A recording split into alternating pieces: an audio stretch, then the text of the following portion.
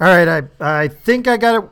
Okay, we got the intro video working. So, anyway, well, everybody's here. I wanted to have a quick staff meeting. I wanted to catch up on some stuff. And if anybody's not here, I'll catch them up later, and then we'll do some quick announcements, and we'll get started on the show. Okay. First, I'd like to thank off everybody. It's been a good year. Both our listeners gave us very high marks, so I think that's very positive. I expect 2018 to be better this year. However, we are out of money. So I kind of had to make a deal with the devil in an actual literal sense. I want to thank Mr. Gurr for getting me past his secretary there. Miss Cerebus is kind of a bitch as a fire-breathing, three-headed, hellhound. So I want to really thank him for his assistance there.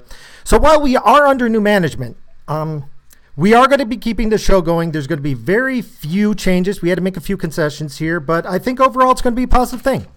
So I just... my gimp allowance. We're still negotiating some details there. So anyway, I want to go over a few items real quick here. Item one, good news. Management is renovating the break room. Yay! Yeah, they're even installing new chroma lights. I don't know if you know these, but they simulate real daylight. So I know we all work nights, so it's supposed to give us like a lift here because exposure to daylight helps to wake people up there. And I think it's a good sign. I'm sorry. When I burst into flames, though. That could be bad there. By the way, that sounds like a personal problem. That's what sunscreen's for. Yeah. Item two, I regret to inform everybody that intern Alucard is no longer with us. We wish him well with his new future endeavors, and he will be missed, especially since he was the one cleaning the break room all the time. So we're going to have to start doing that on a rotational basis now. Gwendy, I'm afraid your hat was first in the hat, so you're going to be doing this week. Yeah, and I suggest you bring a really big dustpan because for some reason somebody dumped an entire bag of ash by the light switch. And people just keep walking through it, tracking it everywhere. So I'm going to have to get on top of that. I hate all of you fuckers right now. Item three. Now, you may have noticed the floating severed head in the control room. HR states that we have to have more diversity in our hires, and the floating severed monster head just covers all the checkboxes, all by himself there. I mean, he's transgender, he's trans-disabled, and apparently also trans-dimensional. So, yeah, I know, but I'm going to be getting into trouble for saying this, but he's next to useless. He can't pick anything up. He can't carry anything anywhere. He can just talk to people, but I can do that. Actually, he can't talk to people. He doesn't have working lungs. He communicates by clicking his teeth loudly in Morse code. Unfortunately, nobody speaks Morse code, so I don't even know what his freaking name is, and I can't be bothered to Google it. So, but if anybody does figure out his name, can you do me a favor and keep it to yourself because I really don't care about this guy.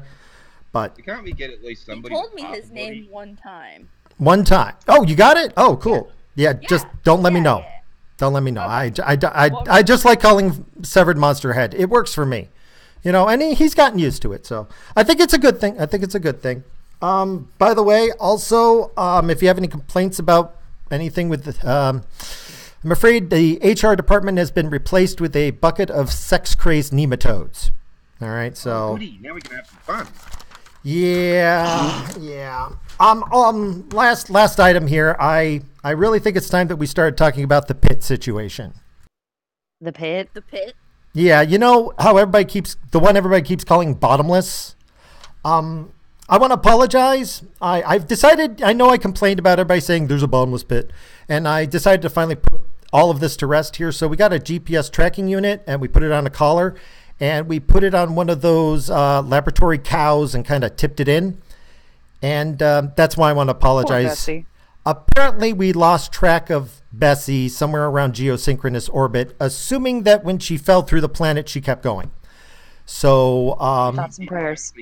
Well, so I think it actually is bottomless, at least as far as all pit depth measuring technology can indicate. So I apologize to anybody I yelled at about this.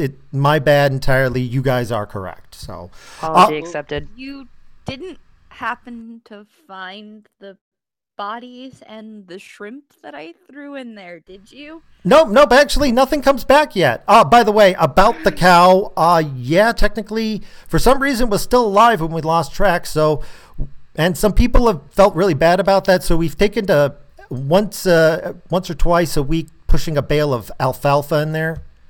So the cow should be fine. All right, hopefully. Hopefully. So that about covers everything up here, and I think our intro video is finally coming to an end here. So we're going to be starting any last minute issues before we get the show going. I got none.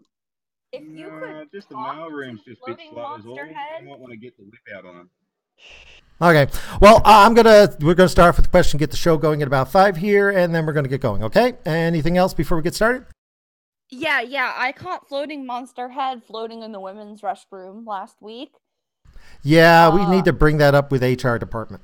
I kind of tried. Yeah, but every time I go to HR, they suck on my toes.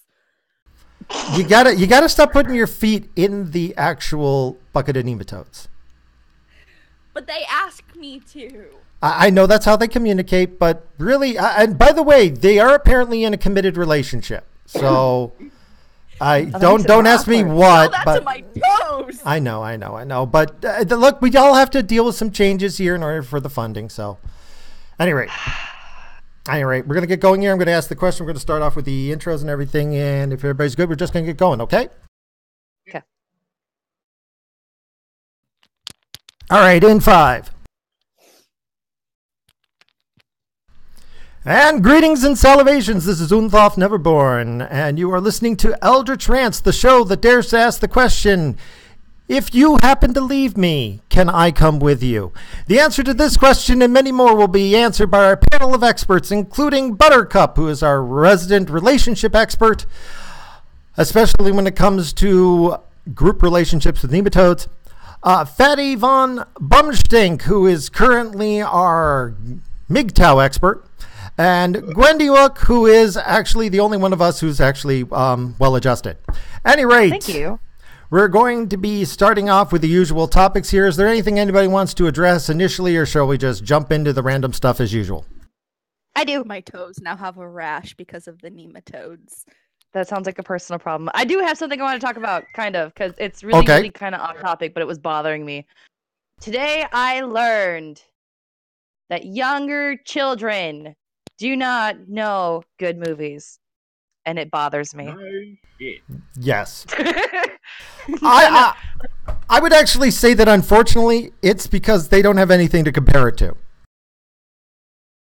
Well, okay, so, like, my mother's boyfriend's daughter is 11, and we have her this weekend, and to try and keep her occupied, he puts on American Tail, which is a great freaking movie. I love that freaking movie so freaking much. And she's sitting here just kind of like staring at like, this is stupid. I'm like, dude, you're stupid. Shut up. Yeah, but have you exposed them to other sort of environments and all this kind of stuff before locking them down? I only just say this because, like, my last ex, weird quirk of fate, the closest thing I ever had to a son was my last ex's ex-partner's son. And she was a leso, turned to straight. But anyway, long story short, I used to, put like Looney Tunes DVDs on and stuff like that, and he'd fall asleep to that. And we hadn't sort of got him onto the internet and all this. The closest thing he knew to modern technology was basically the Xbox, which actually became part of a problem more than not. That's another story. And I find that, like, with a lot of the attitudes of a lot of young people, is so vastly different to mine, but I can see the parallels to it where, for instance, kids nowadays grow up, mobile phones have always been there. Well, I grew up in before it was there, and then when it was rare, and then when everybody started to get it and all this kind of stuff. So, Right. yes, you will have those kids. They'll be started off with, like, YouTube and fucking the internet and iPhones and stuff like that. And then when you go and try and you say, here, watch this VHS tape of Garfield that you recorded off the TV in the 80s, and they'll just go, oh, this is shit. Can't fast forward. You can't skip the thing. Where's the special features? But yeah, I can see that'll actually become a social problem in the future, where people will be just used to what they've got now, and then when you try and get them into the simpler things, they'll just be like, nah, it's not flashy enough for me. Well, it's not even that. Like, my son loves that kind of stuff. Like, he loves to watch those movies with me, and my son is, going to be 6 next week, and like, he has full access to, like, okay, not full access, but I have like severe parental locks all over the place on like YouTube and he knows how to do all kinds of crazy things with his little tablet that I have, that with what I allow him to do, of course. And he still likes all the older stuff, and he likes watching VHSs, and he likes, listening to CDs and all that kind of jazz. It's just this stupid entitled brat was pissing me off because she's sitting here like, what's a really good movie? Over the Hedge. And I'm like, no! What's wrong with you? What is wrong? Do you want the answer? No. Yes. Well, it's actually pretty simple here. I'm going to say this about The Last Jedi. Do not like the movie, but visually speaking, it's seamless. Musically well done. I see that a lot. I see movies that are very well done visually. It's seamless. There's no problems with the special effects whatsoever. Special effects have come way down in price, so it's real easy to have a visually good movie. The problem is that the movies today seem to hang themselves on special effects. I mean, look at any, Transformer movie where everything's about the explosions. You don't have actual plots. Nobody sits there and goes through and thinks about it logically and says, hey, wait a minute. What father would actually let his daughter go out with this guy, especially when he's like prepared to say, there's this law that lets me, go out with a girl this young. What the fuck? Any boyfriend who's that ready to jump on, it's okay for me to be with this younger girl, is pretty weird. But this weirdness, this illogic that we're just supposed to swallow stuff is everywhere. But remember when special effects were expensive, so you actually had to put forth some effort into the plot and the characters and the people, and there had to be something to actually make you care. Yeah, the original ones were the older movies. They had to use character and development and plot, and you had to accept some bullshit. That's a great fucking movie. And a lot of the better movies that you're going to see are ones that require you to use some of your imagination to just, okay, you know what? That's a really cheesy ghost, but I'm going to move past it, and I'm just going to accept the story. Well, yeah, the ones that annoy me with that little aspect are the ones that they're not cerebral at all. They're very very very loose and thin plot wise, but people have to sort of talk them up because they're too confused. They're sitting there thinking, hang on, this is supposed to be this real cerebral story, like say for instance bloody Inception, for example. It's not hard to fucking I loved that movie though. Oh, I love that movie too, but it was nowhere near as complicated as it was. Yeah, it's nowhere near, but people are trying to talk it up to make it more complicated than it is, and I don't know whether that's just crikey. And I just assume that people are dumb. A thing of whether people are getting this goldfish brain bullshit thing, or is it just more of a factor of fucking people have run out of ideas, and that this rehashing thing is going to have a degradation in quality, like with training and education around the world. Everybody's just sort of going to this, well, there's a formula that should work. We'll just use formulas instead of characters. My argument for that is the fact that there's really only like 3 stories ever to be told in the history of ever. It's just how you tell them is really what changes. Actually, there's 7 stories. Whatever. You know what I meant, though. Yeah, I know. There's 7 stories. I think there was like 23 different plot twists, and everything comes down to that. But the thing is, though, we know this. Everybody knows this. It's not the cake. It's how you make the cake. There's only so many flavors, but we like mom's cake. We like this cake that has special love to it, not the cake that is, made by a machine. Yeah, I mean you can put your own flair on it. There's so many different ways to combine a cake, and there's so many different ways to combine a movie. And let's face it, it's just been lazy lately. They don't take any risks. They don't make you care about the main characters either. Well, I think they also know that their audience is as dumb as they think. And true. We went from caring about the story to just wanting a distraction. Mm-hmm. And they know that. Yeah, they know that we just want to look at shiny things on a screen for an hour and a half and then go about our day. And that's what they're giving us because that's what the demand is. This is true. American Tail is great. What the fuck? Well, when you've spent let's face facts. Animation-wise, it wasn't that good. I found it. I like Shut up! It was Don Bluth. Fuck you. No, I love the plot. I love the story, and I love the music. But for me, for somebody who's really good at seeing, I know where Waldo is. Okay, that's me. I see the patterns. I see the stuff that other people miss. And when I watch some movies where the animation's a little choppy in the corners and a little slap shit, it stands out to me like a nail on crossboards. Now, for me, it's annoying. Most people don't notice it. They just move over it. They enjoy the story. But these kids today, they're used to perfection. And so they can also see, they look at these older movies and go, wow, that looks like crap. Well, it might look like crap, but it's a great story. But they don't watch the stories. They watch the music and the shiny pictures and stuff. So that's the problem. I think what we need to do is start forcing kids to watch the old, like the silent movies. We force them to not watch silent movies. Fuck that. My kid can't read yet. Yeah. Charlie Chaplin. Yeah. My child can't read yet. That's not fair. No, Buster Keaton, The General. Get your son to watch that. No, dead set. The fucking one of the best movies of all time. The General. Buster Keaton. Fucking gotta watch it. And force him to sit there and watch 24 hours of Three Stooges. You'll appreciate literally anything else. No, God, please, no, not that. Okay, I'll admit, when I was a lot younger, Three Stooges was hysterical. But that was when I was a lot younger. Nowadays, I look at it and I go, this is kind of annoying. So tastes change over time. My fear with Three Stooges is my son likes to copy things that he sees, and he's going to do that shit at school and get in trouble. That was intelligent slapstick silent comedy. That was like the originals. From the looks of the person, the way they ran, their reactions to stuff. You could tell the entire story without even hearing a single word. Well, you had to, and that's where the creativity came in. Yeah, that's where I keep referencing The General, because it's a very comedic spiel on the American Civil War. That you do not need a single word to be told to you. Even the cards in between the scenes where, like, and the train comes up to the bridge and the bridge is out, kind of thing. You really didn't need that because you could see it all. And it was epically fucking hilarious too. And not one joke was even told. Like, it's bizarre. Now, one thing I do want to say, I don't want to tell people what they should like. Everybody should have their own tastes.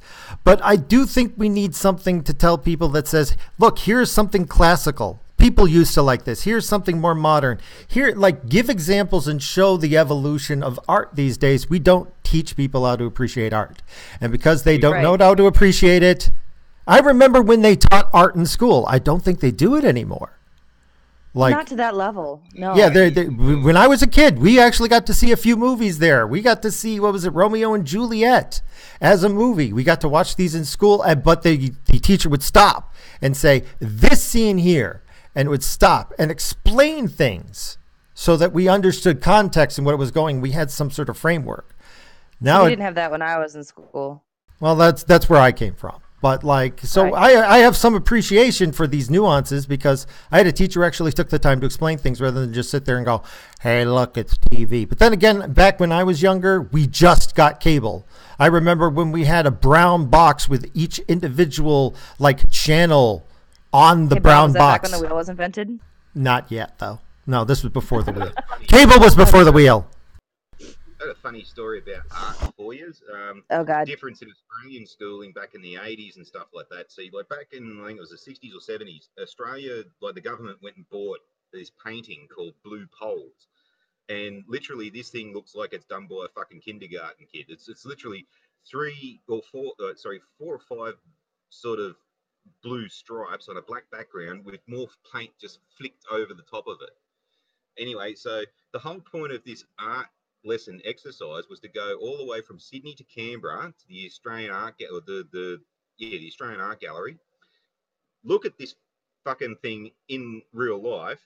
Go all the way back to Sydney and reproduce it. And the whole point was how much of a fucking waste of money the Australian government was, because we paid something like $5 million back in the 70s, and that's sort of something like $20-something million nowadays for a picture that 27 kids in a fucking primary school class perfectly forged a week later just from memory. Weird. What? Oh yeah. Anyway, it wasn't a story about how good the art was. It was a story about how epically fucking stupid our politicians are. Well, at any rate, well, I'm sorry. Did you want to say something?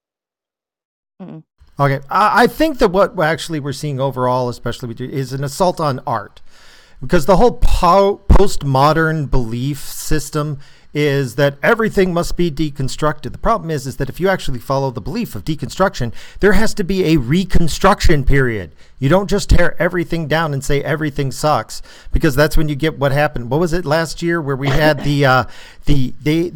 there was a trash can with a broom leaning up against it, and people thought it was an art exhibit at a major for a while, until like the janitor came along and picked it up and cleaned it out.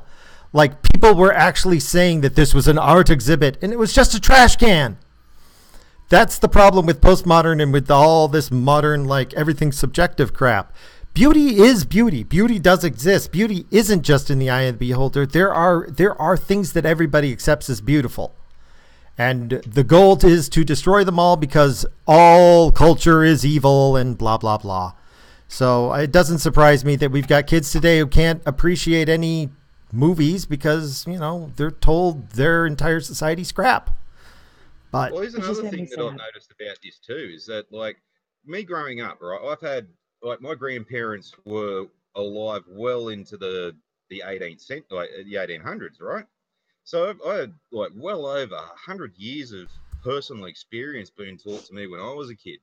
And I don't know if that actually happens nowadays, but, like, spending time sitting around listening to your grandparents' anecdotes about how they used to ride horses to school, and, there was no cars, and, 50 cents Australian was like you were rich getting paid that a week, fucking things like that. And I don't know whether, like, people are sort of teaching their young kids that or whatnot, but also it has translated into, I've seen a very drastic change to the attitude of, say, World War One, for example. When I was a kid, it was reinforced to me by everybody. The 11th of the 11th is a very important date, and this is the reason why it's very, very, very important. And, it was a national thing. Now I don't see that happening all that much now. Like, the 11th is basically at 11 o'clock, people stop for a minute. That's it. There's no, lots of fucking documentaries on TV. I don't really think that the schools are even paying much attention to it nowadays. But it's those old schooly types of things that, get told by the people who were there that used to get me really interested in it. And I don't know whether that's still happening now. Not to the same extent, I wouldn't believe. Like, I love listening to older people tell me stories about, like, what it was like when they were kids. I personally get a kick out of that, but I don't think a lot of other people my age and younger do.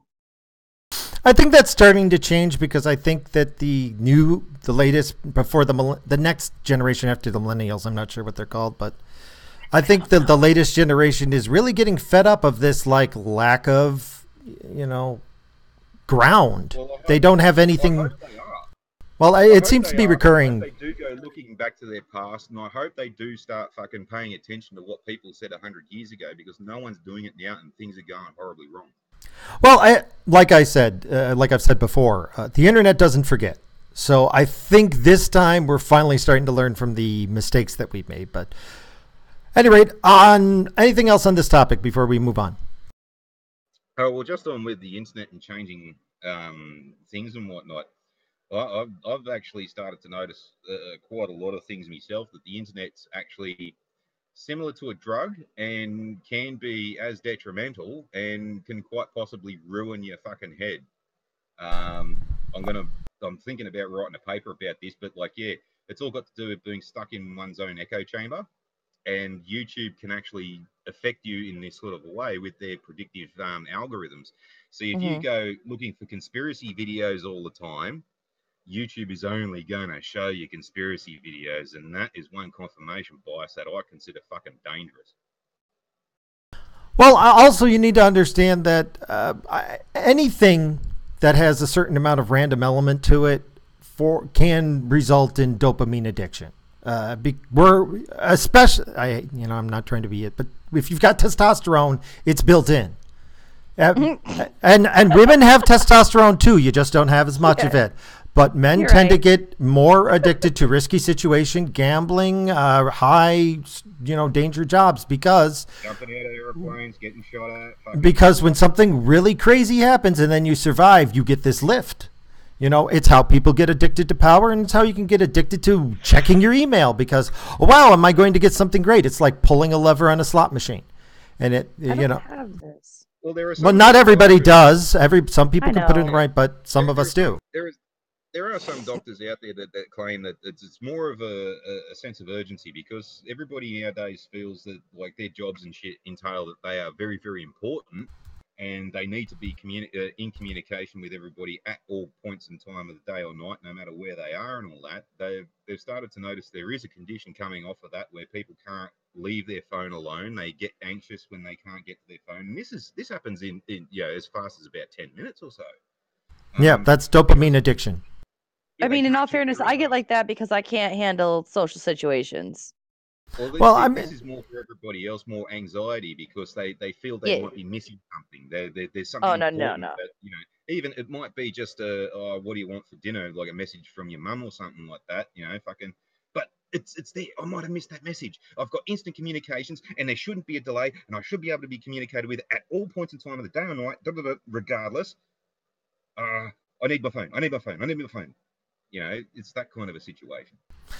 It doesn't happen to everybody, but yeah, it is possible to get addicted to that. There have been cases. I mean, it's sad, but it happens. But I think it's more of a matter of some people just have that sort of addictive personality and some don't. Yeah. I mean, I know I do. Everybody has an addictive personality. It just depends on what they're addicted to. And I would say no.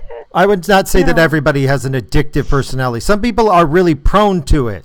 I mean, like, if I give you the new synthetic heroin, yeah, you're going to get addicted because it's freaking evil. But, some people just get, like, oh, they constantly want to reward things. You get a reward. You check your email. Something good happens. Yay, you get used to it. You start to expect it. Then you start checking all the time. I don't know if you ever read about the, I forget what it is, but the Skinner box. They did this with cockroaches. They did this with rats. They did this with all sorts of animals. You put it in the box, and it's got a little lever. If you press the lever, it gives you food. If it always gives you food, the animal will only hit the lever when it's hungry.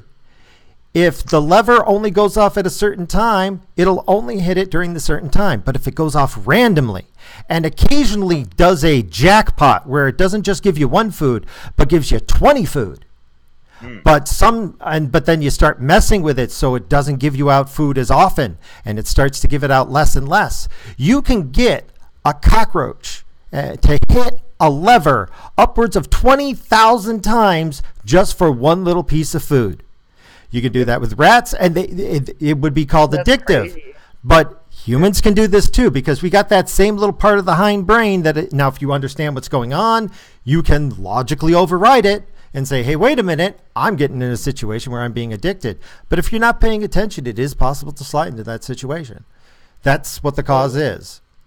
Well, it also does come along the lines with one's interests as well, because some people can get addicted to stuff that's not a drug or not an effective substance or something like that. There's a classic example of it here where there are blokes out here that can't go a day without fishing. Surfers are the same thing. I know there's one bloke in town. He actually gets fucking debilitatively fucking like he just curls up into a ball if you can't sit him down next to the water and dangle a fucking line in the water. And that's really weird. Well, it's random. It's random. That's the thing. If it's random reinforcement is the most addictive form of reinforcement. Yeah, and there's a lot of them here, and they'll do nothing but bloody talk fishing. It's like you could be at their fucking work, right? And you could ask, like, they could be a NASA scientist. You're like, well, we've got this problem with the Saturn V's fucking central engine. It seems to be up around the turbo compressor sort of thing, and he just comes back with, oh man, you should have seen the other day. Oh, down there, bloody yeah, I got this one that was, oh yeah. Oh, hang on, mate, I'll just get my phone out and I'll show you. Like, I don't care about fucking fishing, mate. I want to know about this fucking engine problem. Oh, I don't have to be fucking nasty about it. But yeah, no, they're real weird around here. But I'm actually starting to think that's a fucking psychological problem too. And it could come under like some, you probably find later on, it might come under some addictive behavior because it's an activity that they find they enjoy, and they do get that dopamine release and all this kind of stuff. And the more they do it, they get. It's the same thing as what I drink beer. I drink beer to get drunk because I like being drunk. And if I want to get drunk, you're not going to get me to do a single fucking thing other than getting fucking drunk. I get your point. Because then you say 2 beers around, right? If someone comes up and says, "Oh, you want a drink," and you're only getting 2 beers out of them, nah, it's not going to be enough. I'm not going to get wasted. What? No, that's free beer. Hold on. What do you want to say, Buttercup? I was going to say, I don't know all about that, but I suddenly feel the great need to buy a Powerball ticket, drink a soda, and check my email. Actually, by the way, I don't know if you know, around here the Powerball's like over 400 and the other one's like at 570. Like they've got a total of $1 billion up for random win. Like, and if nobody wins it this weekend, it's getting disgusting. How big the number's getting, But you know what the worst part about that is though? It's always the useless fucking dead shit dumb cunt that's been on the dole their entire life, and they'll jump on the TV and they go, "Oh, I never have to work again." And one of their dickhead mates in the background goes, "You never fucking worked before anyway." Useless piece of shit that's going to get all this fucking money, and then a year later they go, "I'm fucking broke. I don't know what happened." Well, actually, you know what? That's something I always wanted to bring up, but I never got around to. You know what? If somebody is not good with money, they're probably poor. So when you give somebody poor a lot of money, usually they don't handle it well and they lose it. And that is, like, they call it the lottery curse, but it isn't the lottery curse. If you give somebody who is responsible and knows what they're doing with their money, and they're very cautious, and they've actually, have been working very hard. Invest a lot of it. They do what you're talking about. They say, okay, I just want $50 billion. I'm going to invest my $50 million very well. Then you give it to somebody who has no clue, who they're on welfare. They lose the money because they have no idea what they're doing with money to begin with. And it doesn't matter how much you give them, they're not going to do well. That's why I'm kind of against welfare in general, unless it's like to help somebody up, give them a second chance, not to have them, like around here, we've got people of 4 generations on welfare. It's disgusting. Yeah, well, that's exactly right. And a lot of people don't realize that it only costs just about, here it only costs about $500,000 to invest. Like, if you say won $1 million, right? You invest $500,000, you're getting $1,000 fucking pension for the rest of your life if you do not touch that $500,000. $1,000 a week pension. Oh yeah, the interest, right? See, that's exactly what I would do with it though. Like I would pay all my debts, I would get all my bills paid. I would want a modest sized house. I don't need a mansion. And then I would put the rest of it into stocks and bonds because that money can grow. Well, I go with annuities myself. I diversify it a bit. You know what I mean. Well, yeah. I'd probably end up with getting a financial advisor. The only problem with annuities out here is it really does fucking screw the people who you're going to leave it with. Oh no, tax and stuff. Yeah. That is also a problem here. You've got actually, I'm not going to make this into an economic show, but I know a lot about this. So, but annuities. I don't know about you all, but I'm just going to stuff it in my mattress and bury it in the backyard. Bury your mattress in the backyard? With the money. Yeah. Actually, if you invested in gold and buried it in the backyard, that might not be a bad idea the way the gold and silver has been going on. Holy crap. I wish I had invested 10 years ago. It's gone through the roof in comparison. My God. I know, right? I'm the same fucking way. Chucking it in the backyard might get you into more shit than not because of civil forfeiture laws and stuff like that. All you need is a local cop to be a dick and say, "Nah, yeah, I don't believe that. You fucking stole it. Give it here." Oh yeah, that's true. I almost took that down a really dark path. Any rate. Wow. Anything else on this rambling topic? No, I think we're good. I'm so sorry. I'm sorry. Keep going. We might cover everything doing this. That wasn't my fault. I apologize. Oh, no problem. No, this is what it's about. It's about ranting. Anyway, let's get a few topics first, and then we'll digress again. Iran is still screwed up. This This whole week thing. I like the protesting. They're getting more counter protests now, from what I've been reading. But but in the main cities, the protests against the government aren't going on anymore. But it's moving out to the outlying towns. Yeah, this is starting to get really bloody fragile too. Yeah, it's. Well, we all know what happened to their neighbours to the west, and some of that's starting to come in to take advantage of the destabilising effect of these elections and protests and all this kind of shit. I think, unfortunately for Iran, what they've been trying to stop from happening in the last, say, 10 years or so, which is for them to get involved in a war, any war, doesn't matter, they don't want it. It's probably going to happen whether they like it or not, and everybody but the Western countries, everyone but them are going to be causing it. You got fucking Islamic State, Banner of Islam, all this kind of shit. All they have to do is just walk a few feet over a border, and they've fucked everything. So that's probably what's going to happen with this now. Yeah, unfortunately, their central planning has not been going very well. They've started to backpedal on a lot of stuff, and I don't know who the name of the new leader is that they've got, but he's been trying to do some reforms, and he's been having some moderate success. But the fact of the matter is it's not enough. It's not enough. Yeah, Ahmadinejad, he was actually what Iran needed, and he's got, like, the problems with everybody else. Too much pushback, unfortunately. The sad part about it is he looks like a fucking comic character. He's very small. He's got these funny little heads. You're expecting to speak like this. Hello, I am Mr. Ahmadinejad. I am here to talk to you about Iran. Haha. He really does look like a fucking comic character, like that guy. Oh my gosh. It's just unfortunate too, because like he's actually trying to do something nice for the place. You just can't take the poor bastard seriously.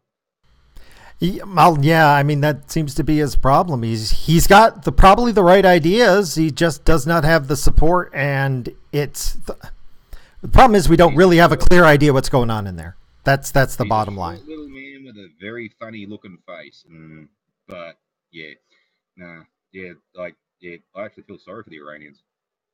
Well, it is the country with the highest execution rate per capita, so whatever's going. Oh yeah. So whatever's going to happen, it's. I'm assuming right now it's already turned bloody. We just haven't heard about it. Yeah, it has. It has. You definitely haven't seen anyone getting killed. And that, I think her name was Anala or something like that. During the first round of this, she got shot in the throat, and fucking that video went pretty viral at the time.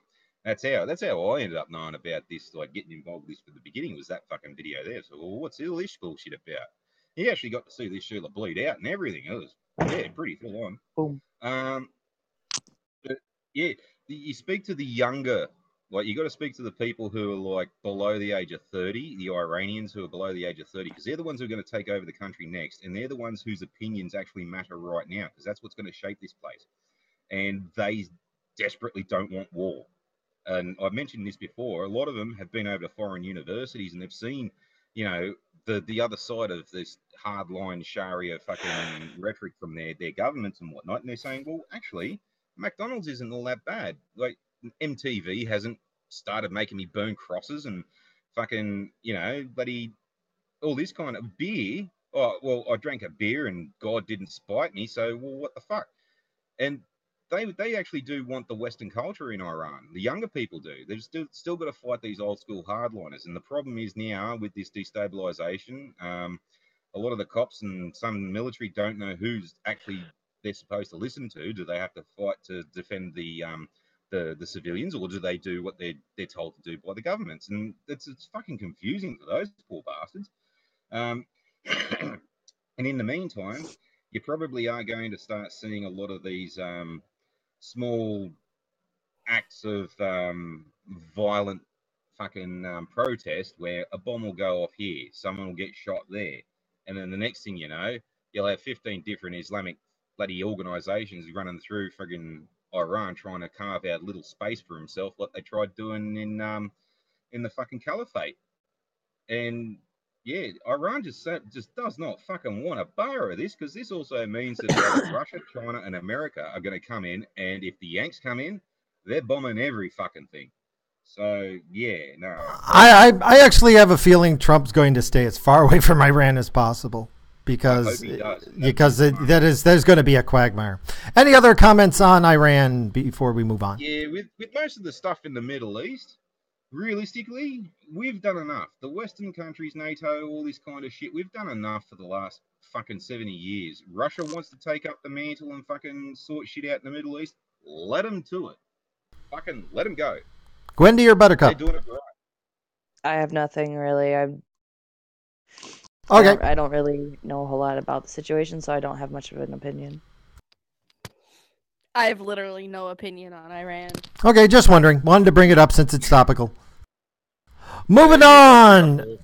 California.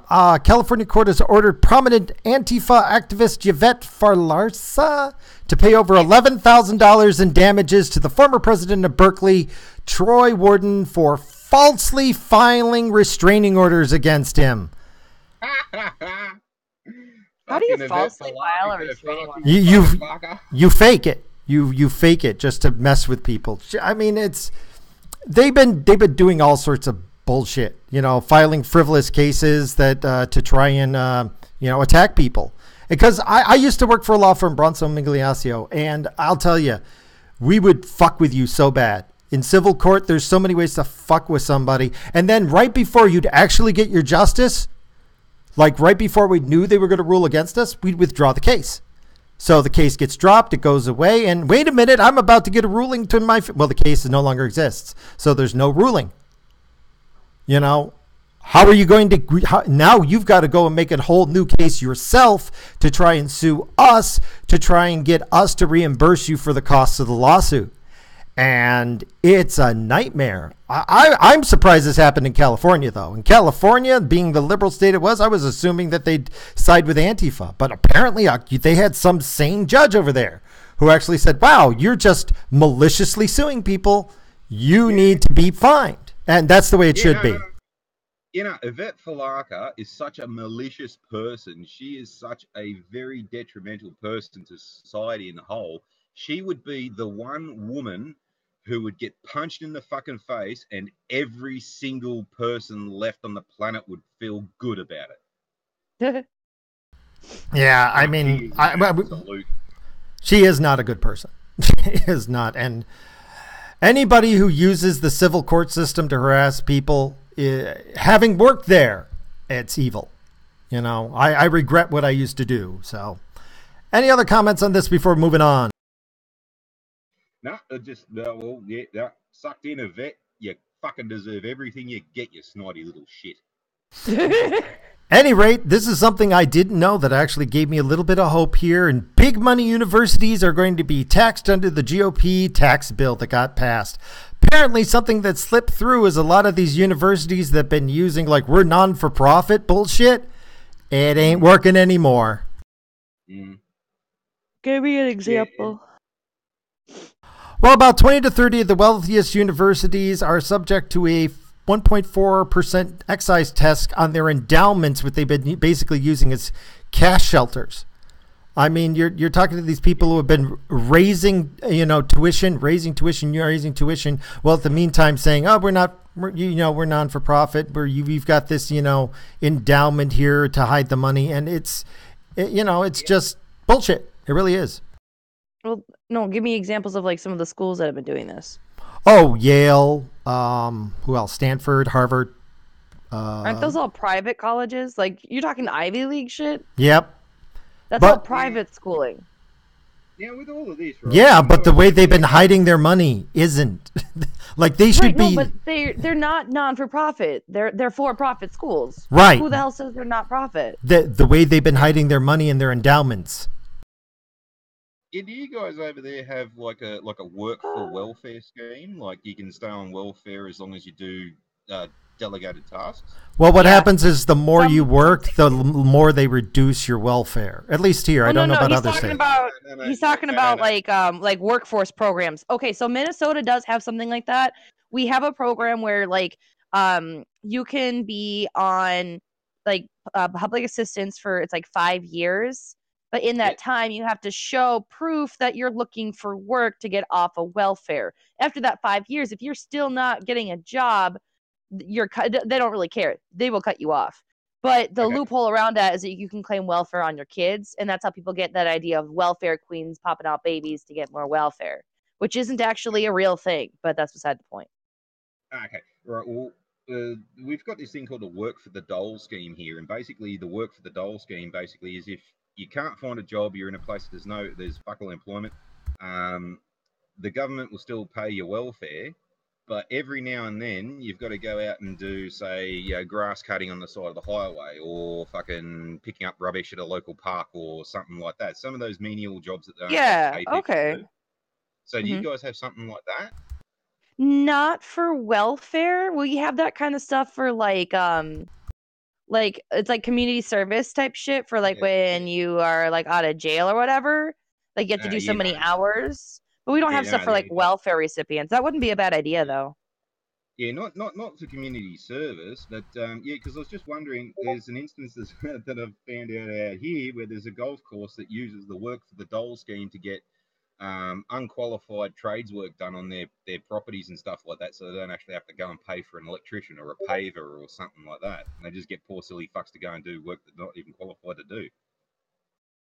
Ew, no, that's a bad idea.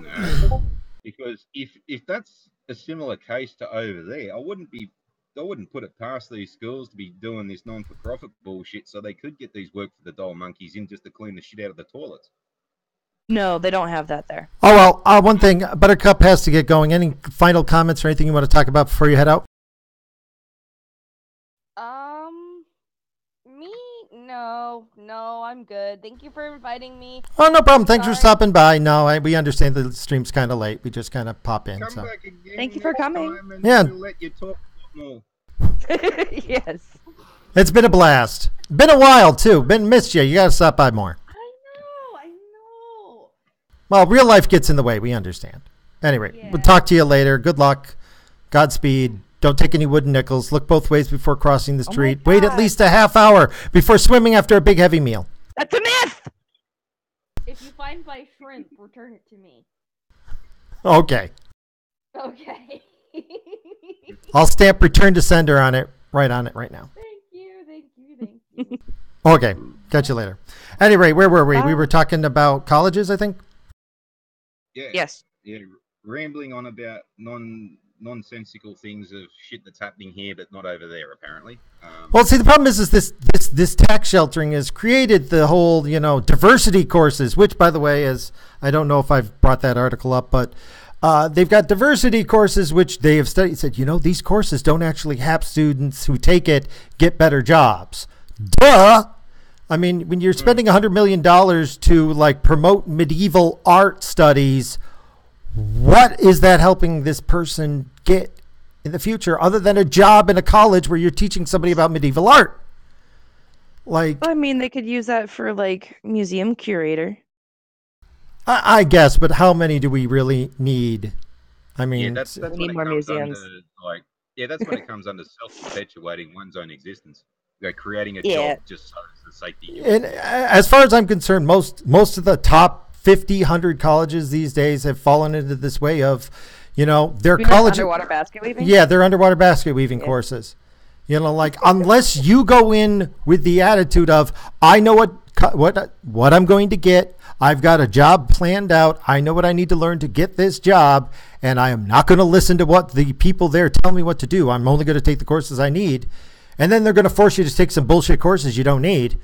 Because the way that a lot of schools do it is that you're required to take so many courses or so many credits in certain subjects. It doesn't matter what the fucking class you take as long as it falls into that subject of credits. So that's why they have a lot of these bullshit programs, for lack of a better word, because you can get those credits easy with this bullshit course. and it's stupid. A long time ago, before we had Google, before we had the internet, that was actually important. It was important for college to help round people out, because you couldn't depend on the internet to, Google whatever you needed to know. Because there really wasn't one at that time. Well, guess what? Now everybody and their mother has a phone that you can pull up and find out all of this stuff about, underwater basket weaving in ancient Germanic society. You don't need to know this stuff to be a well-rounded person anymore. You really need is to know a lot about the specific topic or subject that you have to succeed in your job so you can pay your bills. I agree wholeheartedly. It's why generals are stupid. Yeah, pretty much. Yeah. Because in New South Wales, you can go to university and do a construction degree that shows you exactly the... Honey, we can't hear anything that you're saying. Yeah, you sound like you're in a bathtub underwater somewhere. Very quiet. Okay. There you are. Better. Gwendy was right with this whole fucking teaching stupid shit to stupid people thing. Because, I'm always right. What are you talking about? We like pointing out the obvious here in order to fill up time. Yeah, pretty much. But in Sydney, right, you can go to Sydney University, which is like a premier university in New South Wales, right? You can do one course in constructional engineering, which tells you exactly how the World Trade Center towers worked. 5 minutes after that course ends, you walk 2 doors down, go into another classroom where they will teach you all the conspiracy theories of how the Twin Towers shouldn't have fallen. You can do both courses at the same time and get marked correct for both, even though you are contradicting yourself in absolutely every way possible in both exams. Oh, but that doesn't matter. That doesn't matter, because all you're doing is regurgitating information that's being fed to you. It doesn't matter whether or not you believe it. The ability to regurgitate information isn't a whole other can of worms. But you're not learning. You're not learning how to do things. You're just memorizing crap. That's useless. Exactly. That's the regurgitation. One individual's opinion. Oh, I do want to bring up something that JPEG just mentioned here. We're going back a little bit here. The tax bill itself, it's supposed to destroy the working class and harm people, and they point out these examples. Actually, it helps 46 out of 50 states. The 4 states that are screwed by the tax bill are because those states have taxes that are way too high on their people. And guess what? They all happen to be run by Democrats. And my state happens to be one of them. Yeah, but your state's fucked up to hell. Yeah, it is. It is. My state's run by Democrats, and we're doing pretty fucking good, so... Well, there's Democrats, social, progressive Democrats, and then there's business Democrats. I like business Democrats. Yeah, see, you're fucked on that side. Sorry. We have no business Democrats here. No, everybody is so socially progressive. You're almost as bad as California. You guys are almost as bad as California. Almost. That makes me sad. That makes me sad. Upstate is not as bad as downstate, but... Oh, God, no. Upstate is definitely more centrist than anything else, but it makes me sad because I am really more of a socialist Democrat than anything else, but I understand that there still needs to be logic behind the shit that you do, and that business is important because I'm sorry, we live in a capitalistic society, and there's nothing I can fucking do about it, so I might as well figure out how to fix the shit that I can. That's how I view it, and that's how most people here view it. But then you have you dumbasses, and you fuck up so bad. New York State, oh God, yeah, I could... Your state's so screwed. I'm so sorry. Yeah, I'll have to get onto that another time. Excuse you. Anyway, moving on from the topic. Yes. Oh crap! Hold on a second. Oh no! Did you break it? No, I just accidentally deleted the chat. Oh, here I thought you forgot to feed Bessie again. Deleted the chat. How do you delete a chat, Bob? God damn. Alrighty, I may have it back. Yes, I got it back. Okay, sorry. Yay. Everybody was talking about. My apologies. You're so kind. Oh, it all came back. Cool. All right. Moving on. FBI launches new investigation into Clinton Foundation. Now, actually, I've looked into this from other sources as well. It may have been an ongoing investigation that's been going on against them for quite a while, and it's just now being released that it's been going on. I don't think it's a new investigation. I think it's an old one, but it's not. The fact that it's actually... It's the old one. It's still going, and it's just cropped its head up again because I think they actually. I can't remember whether it was the fire in their garage that they're saying that like there's a lot of documents that were supposed to be there that now won't be ever found again. Which they're actually saying that fire is just a blanket excuse for when they get asked a difficult question. They can just go, "Oh, well, that went with the fire." Yeah, So I it's think like a blanket statement being used to try and cover their asses, and everybody knows it. I can't stand them at all. So yeah, I think that's probably where this is all coming up from. It's just a reflex off of that instant. And my personal opinion is when you have a charity and 93 cents of every dollar donated to you goes to overhead, it's not a charity. Sorry. That's all charity. I mean like Susan G. Komen? No, I've worked with some charities where they've actually managed to keep the overhead down to 40% of every dollar donated. Okay, and I've seen where it's been up to 75% of every dollar donated, but at least there was a good portion of it. They had to pay half of every dollar donated in order to this sub agency that was doing their, getting donations for them. So when you subcontract out, you lose a lot of money in the process, but then they didn't have to maintain their own staff of people going around begging for money. But that said, 93% is a little high when you're getting donated billions of dollars by, Saudi Arabia. Yeah, that's what the UN does, though. That's what used to shit me about the UN most of the time was that fucking they did have that 90-cent admin fee. So every dollar you gave the United Nations or UNICEF or anything like that, the person only get 10 cents out of every dollar that you actually gave. And that used to fucking piss me off royally. That's actually what like my big part of going back to Sierra Leone is that you're going to pay me $20 to put in a well that costs $20. That $20 is going to pay for that fucking well.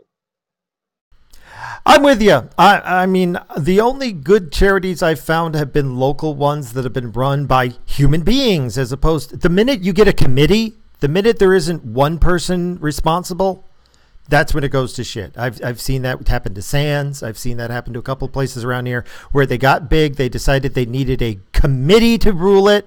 And the minute they went to committee, it all became, like, oh, well, we're running a charity, so we need health insurance for our volunteers.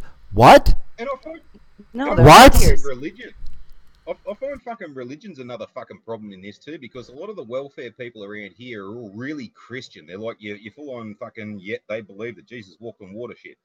And they're not in a capacity to actually help themselves. They're running on the barest of fucking minimums just to keep the barest of minimums on some person that gives even less of a fuck. I think religion's probably holding a lot of people back in that respect. Understood. You think, Wendy? No, I was singing a song because it made me think of a song with the. Gotcha. Don't worry about it. Okay, moving on then. Mm-hmm.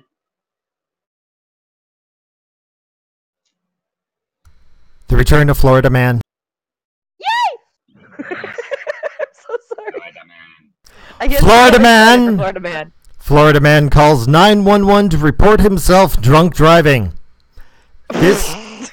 This guy looks like he headbutted a belt sander. Wow. Oh, Jesus Christ. Anyway, Winter Haven, Florida. Florida authorities are sharing the details of an unusual 911 call from New Year's Eve where a man said he wanted to report himself drunk driving.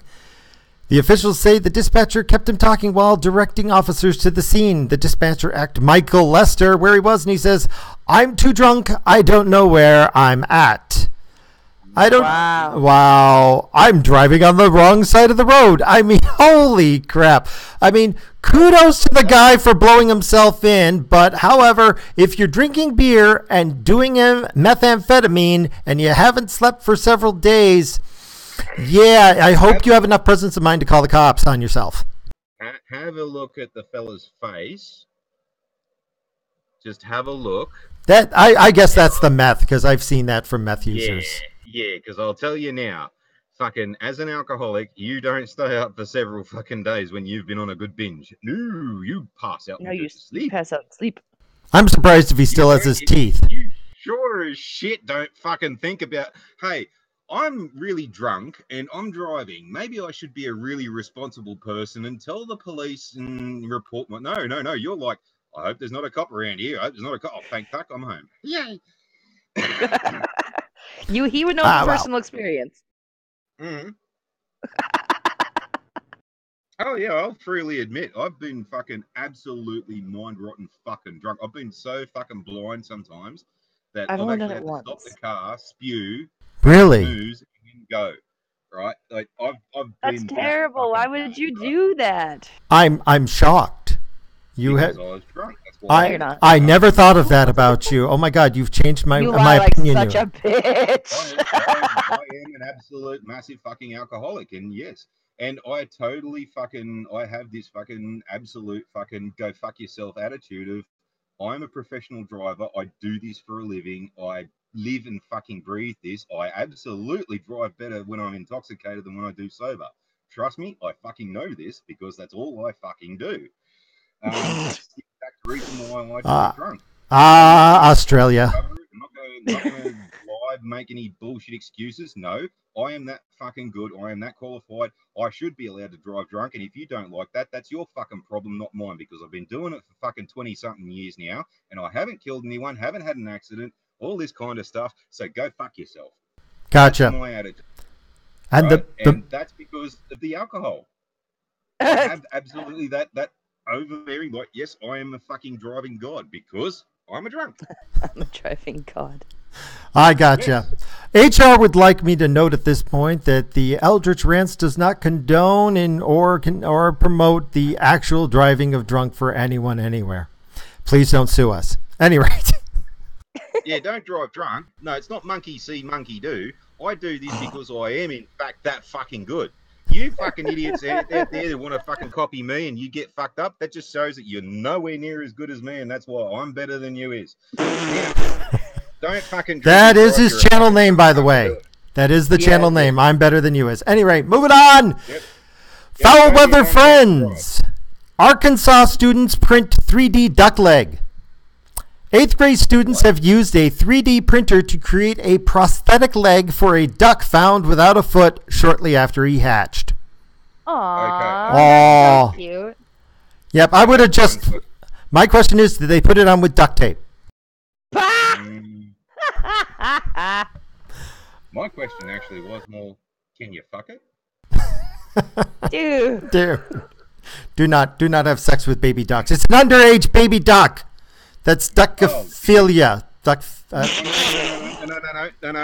No. Social justice. No. I'm a minority. You got to hear me out. Yes. The underage molesting. Yeah, drunk driving. no. Drunk driving is a sexual orientation. Drunk driver is a sexual orientation. Oh my god. He's a transportationist. He's a transportationist. You're dumb. I'm not a he. I'm a. You've got to. You got to pronounce it right. If you don't get that properly, that's racist and that's I am not discrimination. making that sound. Oh You God, just no! I fuck gotta off. share this.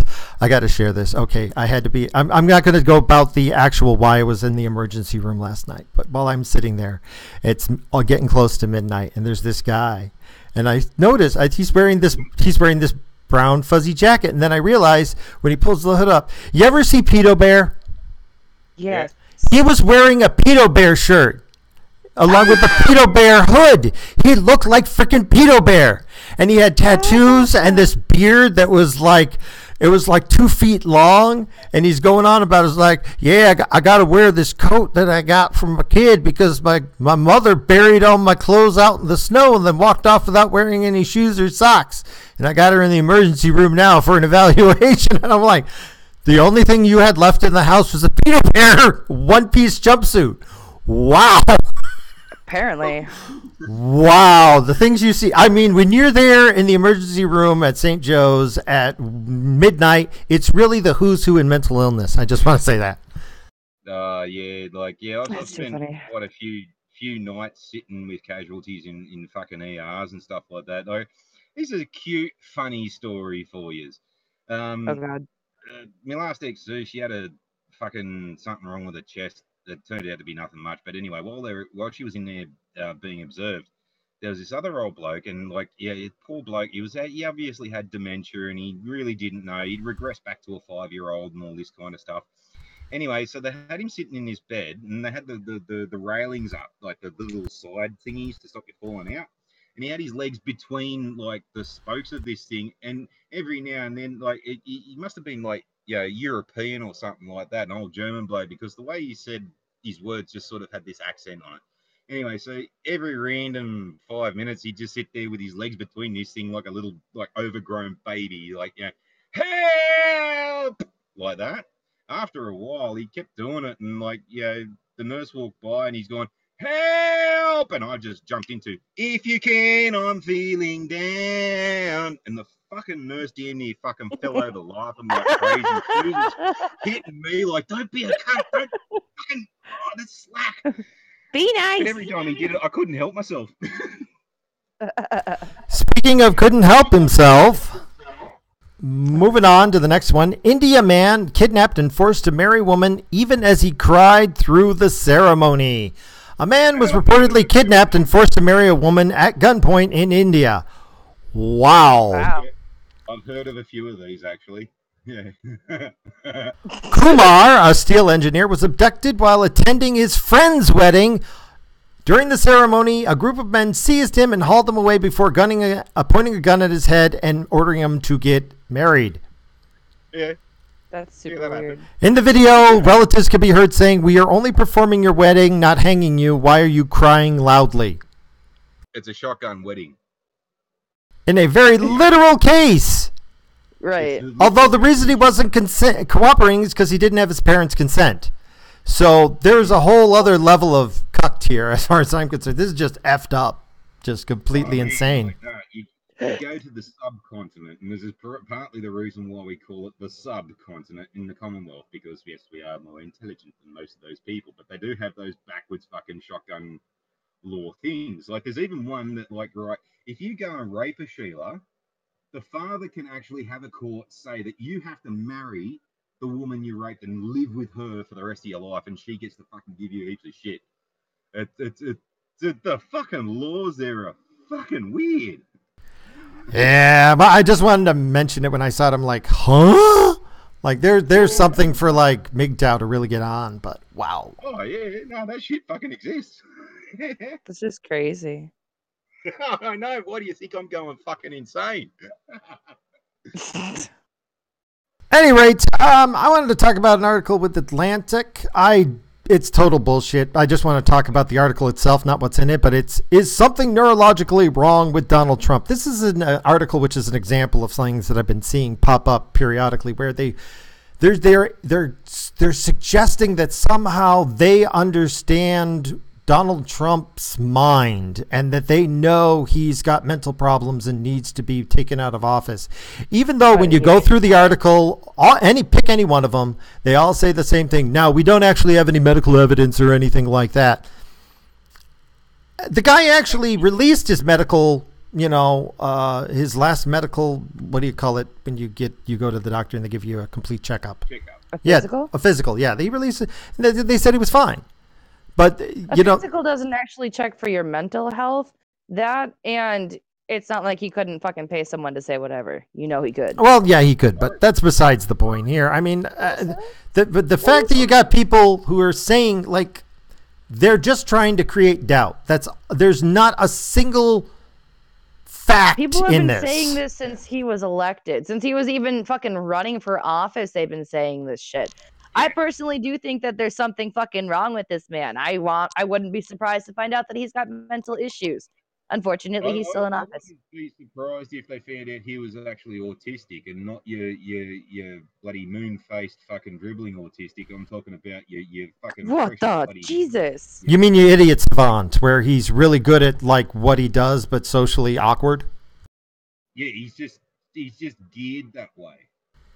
It actually wouldn't surprise me because he has pulled off like some amazing like business deals, but when it comes to being a social guy, he's kind of stupid. I mean, his last bunch of tweets where he's talking about how he's a genius, I'm like going, dude, I don't care if you actually are a genius. You don't go around telling people you're a genius.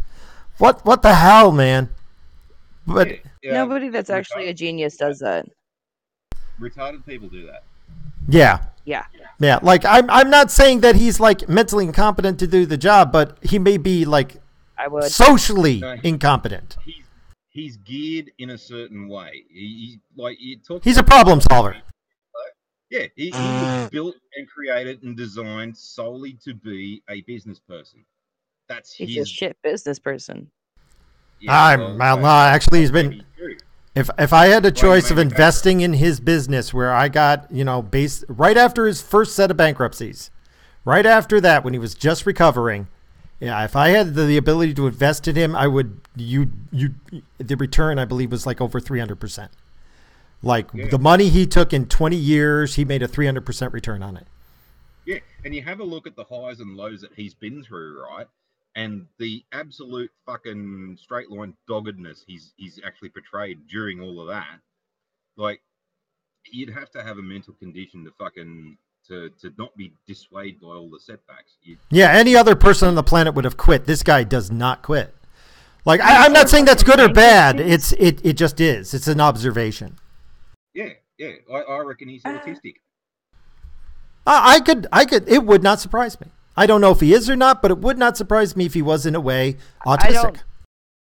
I don't think he has the mental capabilities to actually run a country. Maybe a business I could almost see, because I mean, he has net worth. Obviously something's going right, but I mean, 4 fucking bankruptcies? Are you shitting me? And the amount of people that he's fucked? Do you know how many businesses he's had? If you had that many different businesses and there were only 4 bankruptcies, he's beat the curve. Okay, if you go by actual percentages of new businesses to bankruptcy, he's way ahead of the curve. Yeah, and that's what I mean about, like, with his highs and lows. Like, he's been, like, the top of his game, the absolute bottom of his ladder, and he's gone straight back to the top of his game, dropped again. He's gone back up to the top, he's dropped again. Now he's the president of the United fucking States. Like, fuck. So then what happens when he fucking drops again? Hopefully it'll be after he's gone. And what if it isn't? Then we'll have to deal with it.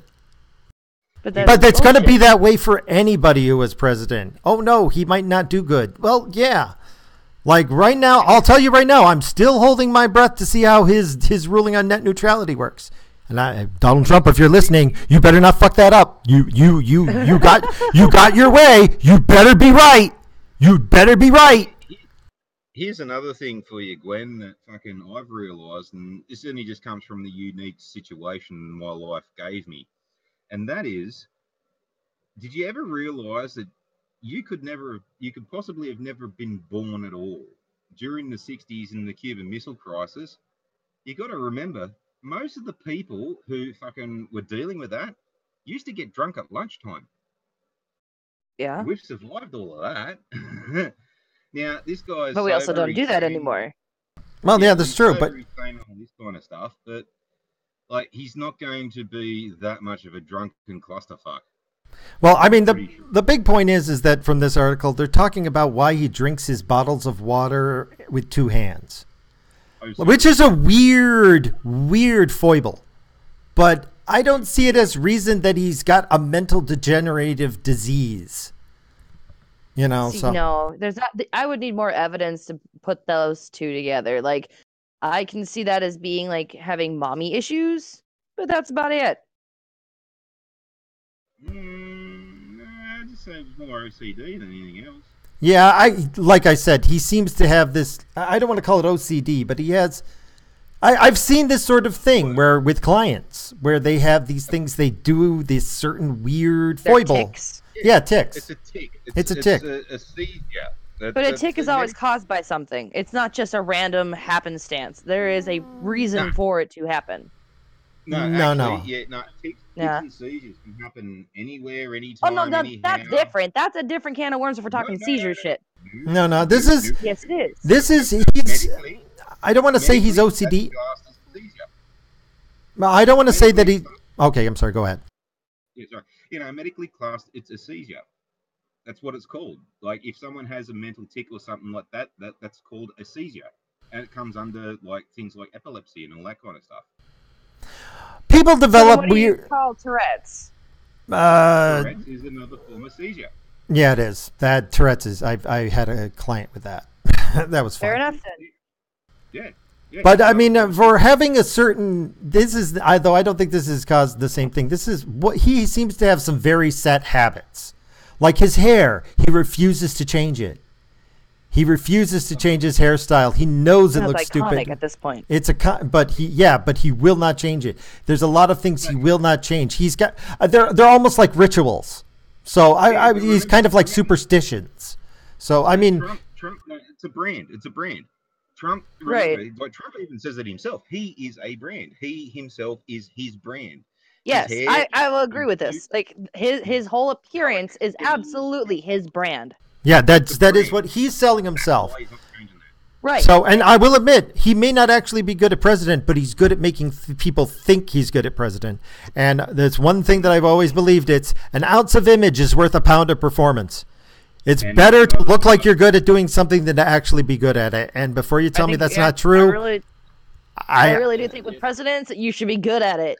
He's obviously good at delegating. He's good at delegating. That I think is the most important skill. Hang on. This is actually the point I was going on. I'd actually sort of skipped off it back when I was going on with that Cuban Missile Crisis thing. But like, also too, apart from being drunk, no cunt had a clue about what they were doing at all. And this is now coming out. If you look into the Cuban Missile Crisis, you could tell absolutely that every single person involved, both sides, were just feeling their way through this. And once you realise that, have a look at every other aspect of your life where people who are supposed to have been in an authoritative fucking field have said something to you, and then you've gone and looked at it and went, no, hang on, that's not right, and then found out that yes, no, you are in fact correct. Like parents don't know what they're doing. Like, Wendy, you should know this. We at least have like my counter argument for that is that even though as parents, all kids are unique and you need to kind of do the same thing and kind of feel your way through, you still have those like some little things where you know that this is the best course of action or that this is the right thing to do because you have some sort of knowledge. He doesn't have that. He has none of that. Well, before you complain about that, I would like to point out. No one ever has. No one ever has. That's bullshit. Well, the bar is unfortunately set pretty low, unfortunately, because even the Senate Intelligence Committee has been shown to not know the difference. Yeah, these senators don't know the difference between Shiite, Sunnis, and Wahhabis. And if you don't know the difference between those three, my God, no wonder things are so effed up in Middle East. We should just get the F out. We don't know what we're doing. And right, like, you know, fucking when I was talking to these two dickhead coppers the other month, fucking, and they started piling this terrorist bullshit on me, like, yeah, asked me a question of like, are you following current events as if like fucking no one does? And when they found out that I in fact knew way more than them, they really didn't want to continue on the conversation because they just knew that they were going to get poleaxed to fuck verbally. Oh yeah. So your cops. Like, I know more about terrorism than the police do, and I'm not even army anymore, for fuck's sake. But see, that's not just having to do with, like, politics. That's literally any conversation you have with anybody. The minute that someone realizes you're smarter than them, right, that's the point I'm getting at. No one actually knows what they're doing. Unless you've got some, like, menial task of getting a Big Mac and chips for some cunt, everybody... Like, that's the reason why you still have problems and foul-ups and fuck-ups at your workplace, because no one's actually sought this shit out fucking properly. No one actually really knows what's actually happening. And still now, people are still following information of incorrect fucking factual portions that fucking they still believe. And it's really, really wrong to fucking... To dwell on people's opinions that were around 20 years ago, especially when you now know they don't know what the fuck they were talking about to begin with. Well, I think the issue is that we've moved into a time in society where the how and the why is more important than the result. I've seen this in the doctor's offices. I've seen this in dealing with HR department. They're more concerned with procedure than they are with actually getting results. It is more important. You can't, we know the disease responds to antibiotics, but since we can't get the proper diagnosis code to report it to the insurance company, we can't give you an antibiotic to treat the disease. Yes, we know it goes away when you take an antibiotic, but because we don't know what it is, we can't treat you. Here, have some anti-ulcer medication and go home. Why can't they just mark it as like a general... They can't. They won't because they're afraid of lawsuits. Okay, But that's fair. Yeah, that's but fair though. Well, no, it's not, because if you know you can cure somebody, but you don't because you're afraid to, that's the Well, because problem. you're afraid of a fucking lawsuit, and you could end up closing an entire hospital with a lawsuit.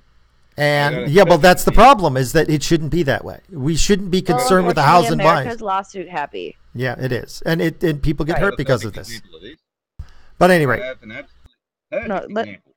yeah, go ahead. Now, we don't have a litigious culture out here like you guys do over there.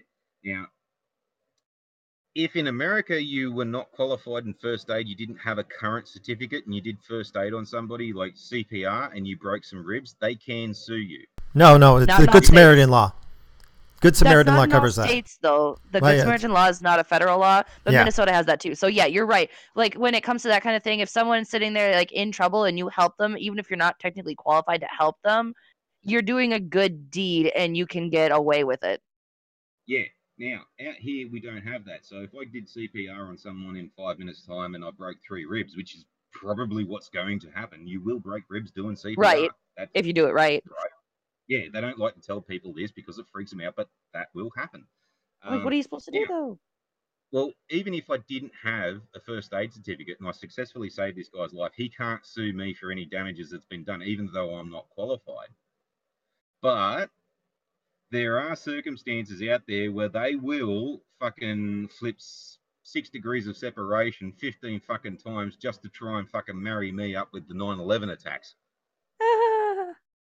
Yeah. What? So your negligence like only goes certain ways, but it's there once, but it's not there in other circumstances. Like it's there when I do something wrong, but it's not there when, say, the cop does something wrong. You know. Well, I mean, the prosecutors are selective. I mean, that's the way it is. Negligence aspect of it. At any rate, shall we move on? I want to briefly touch on Logan Paul. I don't think this needs to be going on much, but my God, no. Let's do it. Everyone else is. Yeah, let's do it. I really don't want to go over it long, but I just want to mention it because it happened. Japanese suicide prevention charity condemns obnoxious YouTuber Logan Paul because he went to the suicide forest, found a dead person, and poked the body. I mean, holy crap! What's wrong with you? I think that's all that needs to be said. Initially, I thought this was a publicity stunt that, like, they didn't know that, like, well, that it wasn't actually a dead guy, but then it actually turns out that, yeah.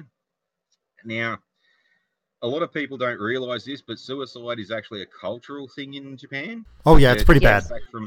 It stems back from the Bushido kind of thing, but the seppuku thing? Seppuku, yeah. Seppuku is that's the actual act. Bushido is the belief system, basically. Like Bushido is like what the ninjas and samurai used to be. We get the concept. And that comes down to basically if you dishonor someone, that's when you basically fall on your own sword. So that culture has been perpetuated through Japan's since World War II, really. Because before then they had the old school imperial, no Western influence and all this. After that, things changed. Well, a lot of it has to do with that they don't acknowledge a lot of mental problems. They don't like to talk about it. They like to keep it very to themselves. Oh yeah, they're very private people. That's part of the problem. But my issue. Oh, go ahead. Yeah, the thing is though, the suicide problem is almost like a national pride kind of thing. Back in the people who commit suicide get praised by their relatives for saying he did the right thing. When you've got that sort of attitude, of course your suicide rate goes through the roof. It's an honorable death. And there was even like a part in the Guns N' Roses concert back in the 90s where they were in Tokyo, and the line was there's the introduction to the song Estranged, and it said something like this.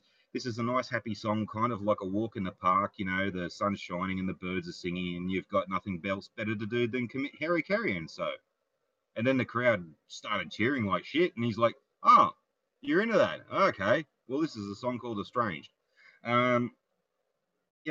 That's the kind of mentality that's over there, and a lot of people don't understand that. And, but Logan, no, fuck him. Drown the little fucker at birth. Not just for this, but for fucking just about everything else. But no, seriously. Yep. Yeah, this channel's not worth anything. Fucking stupid. But actually, that is the point I wanted to bring up here. YouTube, which is swift to condemn videos. Like, I made a video that all it was a guy saying the word Snopes in a derogatory fashion. He just says it 3 times. Snopes. Snopes. Snopes. I mean, and you could tell by his expression he's not happy with Snopes. That got censored. This thing YouTube didn't give a shit about. Holy fuck. Nah.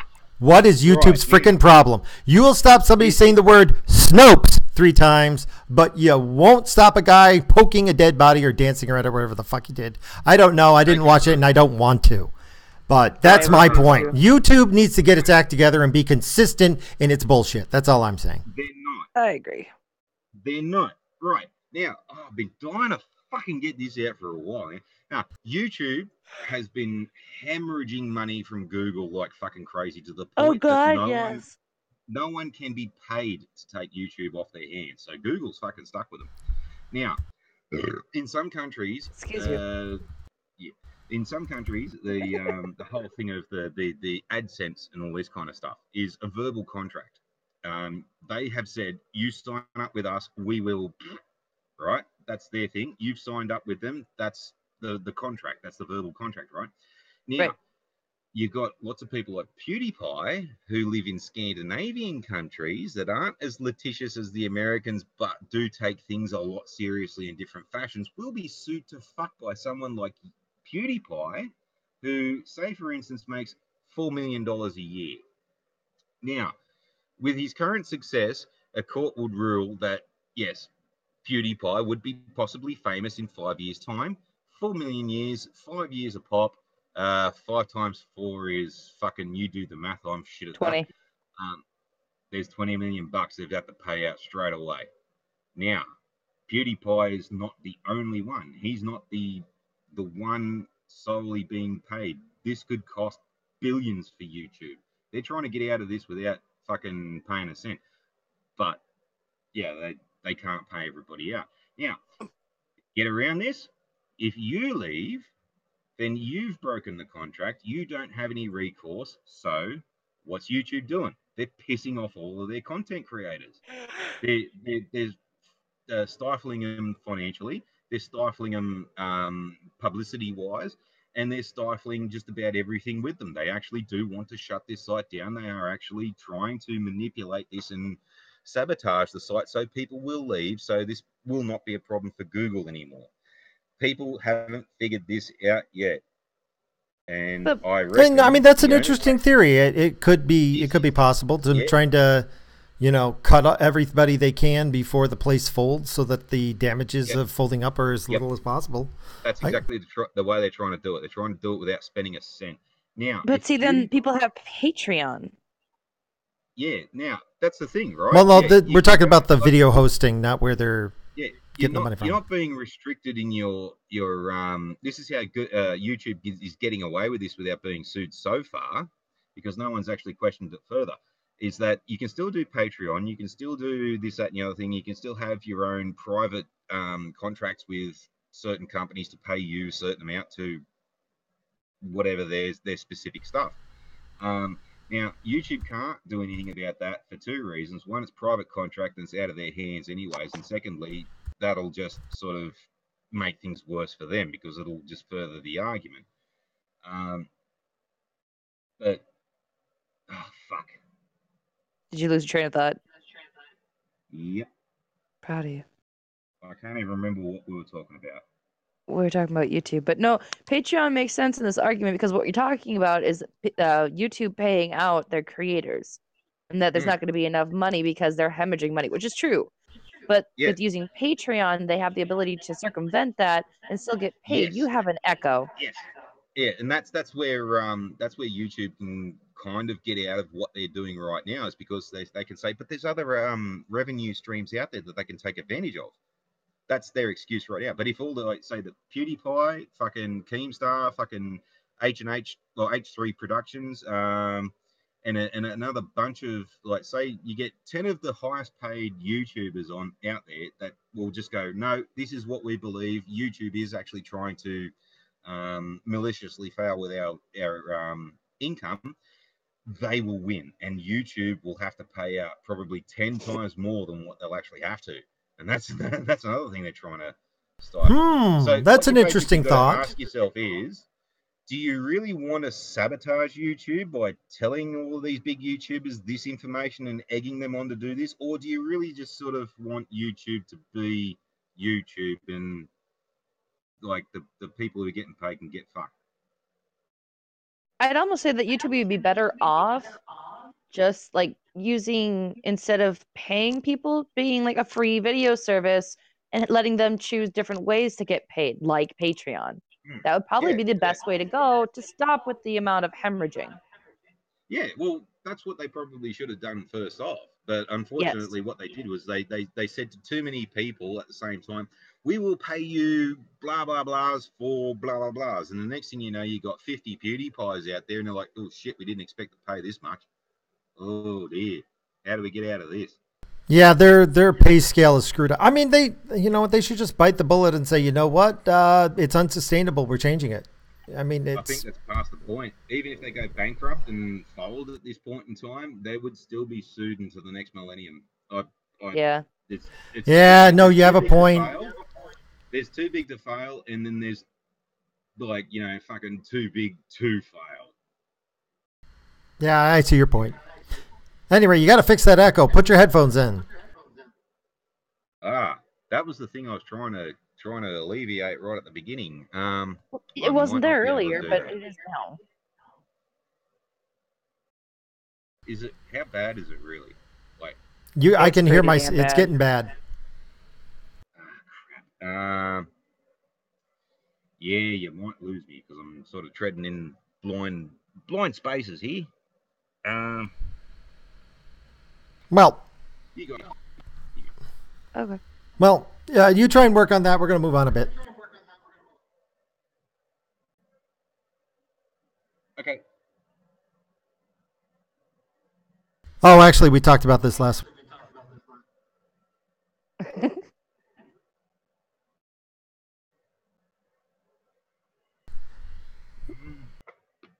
Or at the very least, move it to push to talk so it's not echoing me when I talk.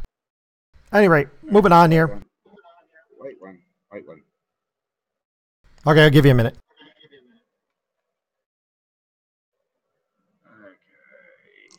I am hearing this weird ass gurgly sound, and it's next to me here where I physically am. It's just this weird ass gurgly sound that's freaking me out. I'm sorry about that. I'll try to stop gurgling next to you. Stop it. Okay. My stomach is actually projecting. Well, tell it to shut its fucking pie hole. Hello? Hello? Okay, that sounds a bit better. Okay. Yeah, right. That's better. All right, moving on. Right, I'm just flying. I'm flying absolutely blind at the moment. Okay. That's okay. That works for me. At any rate, snow thwart shoplifter in North Dakota. Authorities say a North Dakota man was wheeling a shopping cart full of stolen merchandise out of a Hobby Lobby. Just that right there. You're stealing from Hobby Lobby, but okay. But 22-year-old Dustin was filled up a cart with about $4,000 of products at Hobby Lobby. How did you find $4,000 of products at Hobby Lobby is beyond me, but okay. And got some expensive shit in there from what I've heard. I've never been inside one, and I refuse to go inside one. I had to go into one, and I saw styrofoam and yarn. That's what I saw. Styrofoam shapes and yarn. I will go to Michael's or like Joanne Fabrics instead because I can get all the yarn that I need from those places. Oh, but no, you haven't heard the best part yet. He's wheeling out the $4,000 in product. It falls over in the snow, and then he runs off. But when it fell over, he left his wallet behind, along with his identification and his address. What a retard. Oh, yes. I love it. Okay, you're stealing from a Hobby Lobby. You lose to snow, and you leave your wallet behind. You need a sign. You need a sign that says, I'm a moron. Please just bear with me. I'm retarded. I'm something. Oh, my God. A Hobby Lobby sounds like, to someone like me, that sounds like what some Sheila would call her fanny. Hobby Lobby. No. Hobby Lobby is like a It's oh my this. God, how do I describe that? It's this store run by these. It's a craft store run by some religious people, and it's very weird. It's a very weird place. It is. I've had to go there. I won't. I won't. Yeah, no, like it's run by religious retards, which is why I won't go inside it. I refuse. Yeah, to it is. It is my run by business. really religious people. Who said you use the worst possible fucking title? I mean, it is. It's like Hobby Lobby. And religious nuts. I mean, it is. I'm sorry. You're so funny. Oh my God. But we've got one, and it's huge. These are not like little stores. These are like they're they're big like this. stores. They're like the size of supermarkets. They've got, and then they've got like styrofoam cones and like fake branches, like fake willow And, like, branches, and every kind of paint you could ever want, every kind of picture frame, all the fabric that you would ever need for things, every stamp, every bead. yeah, all that every shit. bead, every bead you could Every want. bead. They have, if there's a bead by shape, color, size, or dimension, Yep. they have it yeah. at Hobby Lobby. Okay, I don't know. I don't know how they even stay open because I don't know who does hobbies enough to justify I know a superstore. A lot of people that are in love with Hobby Lobby. I know so Really? many people in love with the store. I refuse to go in it. I won't. And it's so annoying because they're all like, "Oh, here, I'm gonna get you a gift card." I'm like, "You buy me a gift card, I'm gonna shove it down your fucking throat." Hell, My job has sent me to Hobby Lobby to buy stuff because the clients. I would legitimately protest. I would not come into work that day. Well, that might be the case, but I will tell you this. Every time I've gone into Hobby Lobby, it's dead. There's nobody in there. I've gone in morning, noon, and night. There's nobody in Hobby Lobby. I actually get kind of creepy wandering around that place because I get lost in there, and eventually I find some salesperson and they're really desperate to help me, and I'm like, yeah, I just need some tape. I need some green Why tape. didn't you go to Walmart? I don't, because I go where my boss tells me to go. My boss says go to Hobby Lobby. I go to Hobby Lobby, but it's like I'm buying $3 worth of stuff, and this person's falling over themselves, and I'm like, my God, this store it just feels, it's like sadness. The store is sadness. But if they love it in your state, maybe that's where Hobby Lobby will go. Dude, no, we have them here, and it blows my mind that they would even allow that fucking thing in this goddamn state. Cause fuck that shit. Hell no, I cannot. On moral principle, I will not touch that store with a 10-foot pole. Well, obviously, God was looking out for him because God tripped this guy's cart over with snow and took his wallet so that we could find him. Do not mess with Hobby Lobby. God will smite you. In the snow. That just means that God's got a sense of humor. That too. He just keeps making religious monkeys name their stuff inadvertently the wrong bloody things. I like how you imply that Hobby Lobby sounds like some sort of weird sexual euphemism down in Australia. Because now that I'm thinking about it, it's like Hobby Lobby. It would be. Knowing Australia, I could see that. I poked her in the Hobby Lobby. I got the third base. Oh my God, no. Okay, moving on. Let's deal with Count Dankula. Wow. Wait, was that the Scottish person? This is the Scottish person. Prosecutors accuse YouTube comedian Count Dankula of colluding with Pug, a dog, to gas football stadiums. What? Marcus Meekum, the popular YouTuber known as Count Dankula, faces hate crime charges for publishing a video in which he taught his girlfriend's pug dog to do the Nazi salute, and apparently respond to statements like gas the Jews, and somewhere along the line they implied that he was going to gas entire football stadiums of Jews or something. I don't know. This makes no freaking sense. That sounds way too convoluted to even be able to go to court, although that's hilarious that you would teach your dog to do that. Don't do that. That's bad. Well, yeah, it's a bad thing because I've worked with the pet rescue places, and we've had to deal with parrots that people have taught to swear, and trust me, that is cruel. I would buy that parrot. Well, you'd be one of the few, because nobody wants a parrot that curses like a sailor. Oh my God! It's hard to move a swearing parrot, I assure you. How? That sounds so great. Oh my God, I want one. I hate birds though, but I would totally buy a swearing parrot. Well, the thing is there, as it's been said before, he's in Scotland and they define this as a hate crime. And it's like, this is a most horrific hate crime hidden as a joke. It's not. It's not. It's just a joke. It's just a joke. It's just a joke. It's a bad joke. It's a bad joke. It's really stupid. It's a joke. But yeah, I mean, Jesus Christ, man. And I'm glad he's fighting it. I'm glad he's fighting it as best he can. They probably offered him some sort of like, look, we can make this go away. Just take the fine and we're going. But you know what? I hate to say it. They're probably going to. They're going to find a way to. I mean, unless he's got a really good attorney, they are going to find a way to find him guilty, because they have to. You can't go through all this mess as the government and not find this guy guilty at this point. They'll look so stupid if they fail. But I would not want to be him, because he is definitely in the crossfire. But yeah. He is fucked. So, I would say pray for the guy, except it won't do any good because I'm an atheist. But I thought this needed to be mentioned because this guy's fucked. This guy's just totally fucked. Any thoughts? I would consider praying for him, but I mean, he taught a dog to fucking Nazi salute. I don't think prayers are what's needed. Oh, no, he is stupid. He should face, social ostracism. Good old-fashioned people should, go, shame, and waggle a finger in his general prison. Shame. But to actually take him to court? I mean, my God, if you're in Scotland, you need to fight for your rights. I know you don't have any, but you won't get them if you don't defend this guy. You think that they're only going to come after him? No. If he falls, anybody who does anything that anybody is offended about, they can get rid of you if they feel like it. It's Scotland. Everything's offensive. Yeah, it's Scotland. My God. I mean, the place, just look at haggis. That's like, if a human being ate himself and his entire body was stuffed into his stomach and then cooked, that's haggis. I mean, seriously, it's vile. I had to prepare it, not like at a job. Back when it was, I don't even go into it. It's nightmarish. It's nightmarish. I know it wasn't even real haggis. It was pseudo haggis. It was.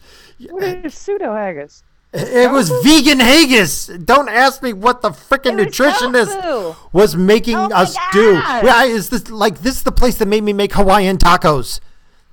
Okay. Ooh, that sounds tasty though.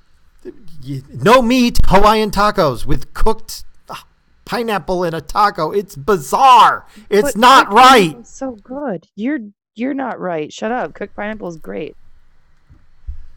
Well, that may be the case, but I'm sorry, but for a while, for that. there is none. But yeah, this is fucked up, and I feel sorry for Scotland. I agree.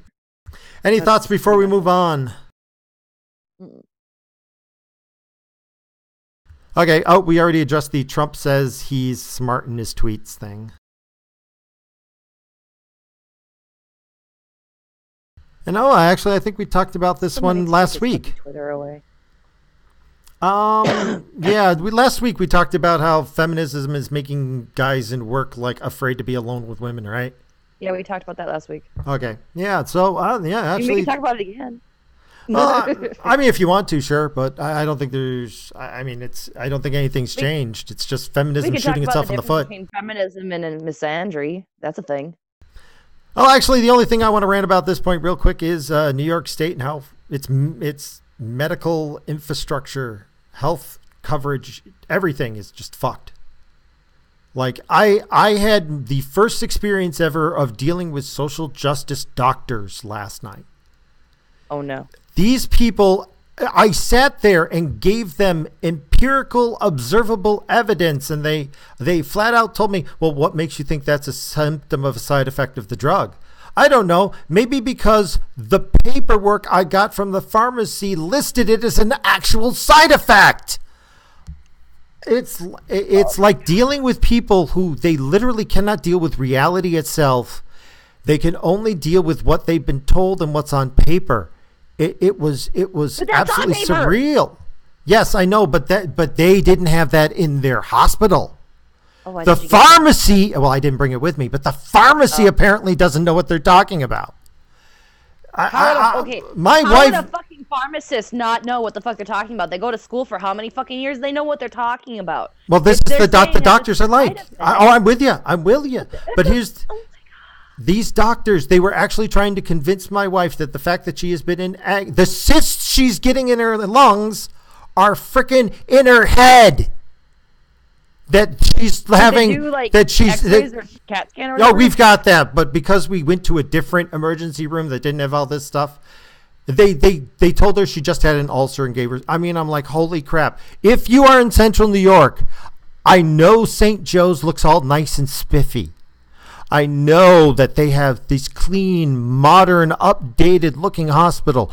Do not go there. They will frickin' throw you in the snow when you can't walk just because they don't want to take the chance of admitting you into their hospital because they don't quite know how to deal with your disease.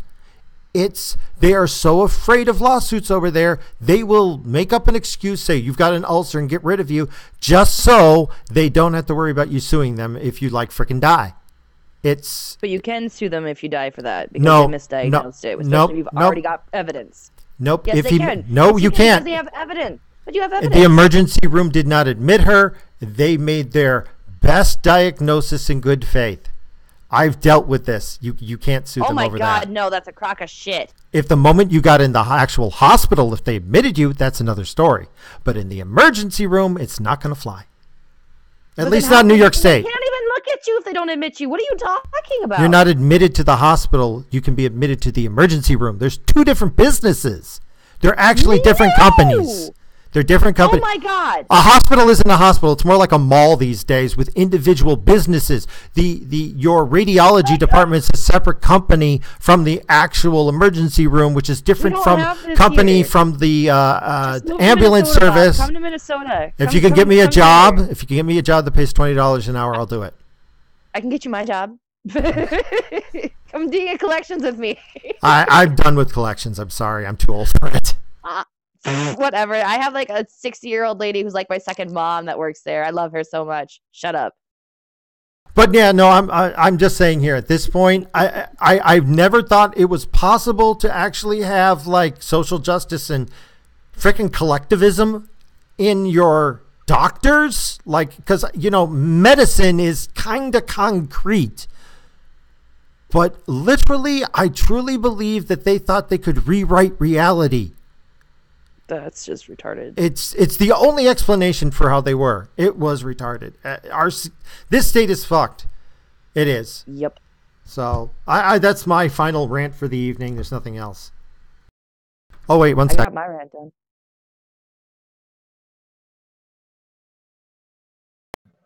Sorry, I didn't know you were muted. I thought you could unmute yourself.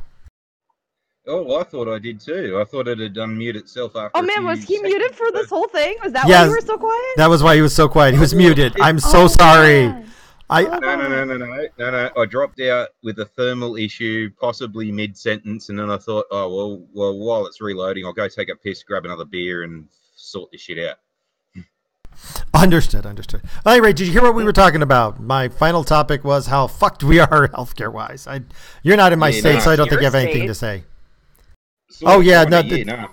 Emergency services down here. I've got some really horrid fucking gripes about the local hospital here, and it's systemic all over the bloody the service.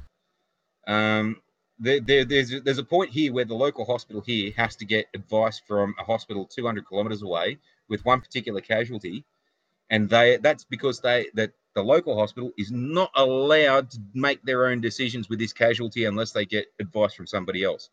What? Now, they don't have the person with that advice on hand at any point in time. That's woeful. But wait, why do they have to get information from this other hospital? I don't understand.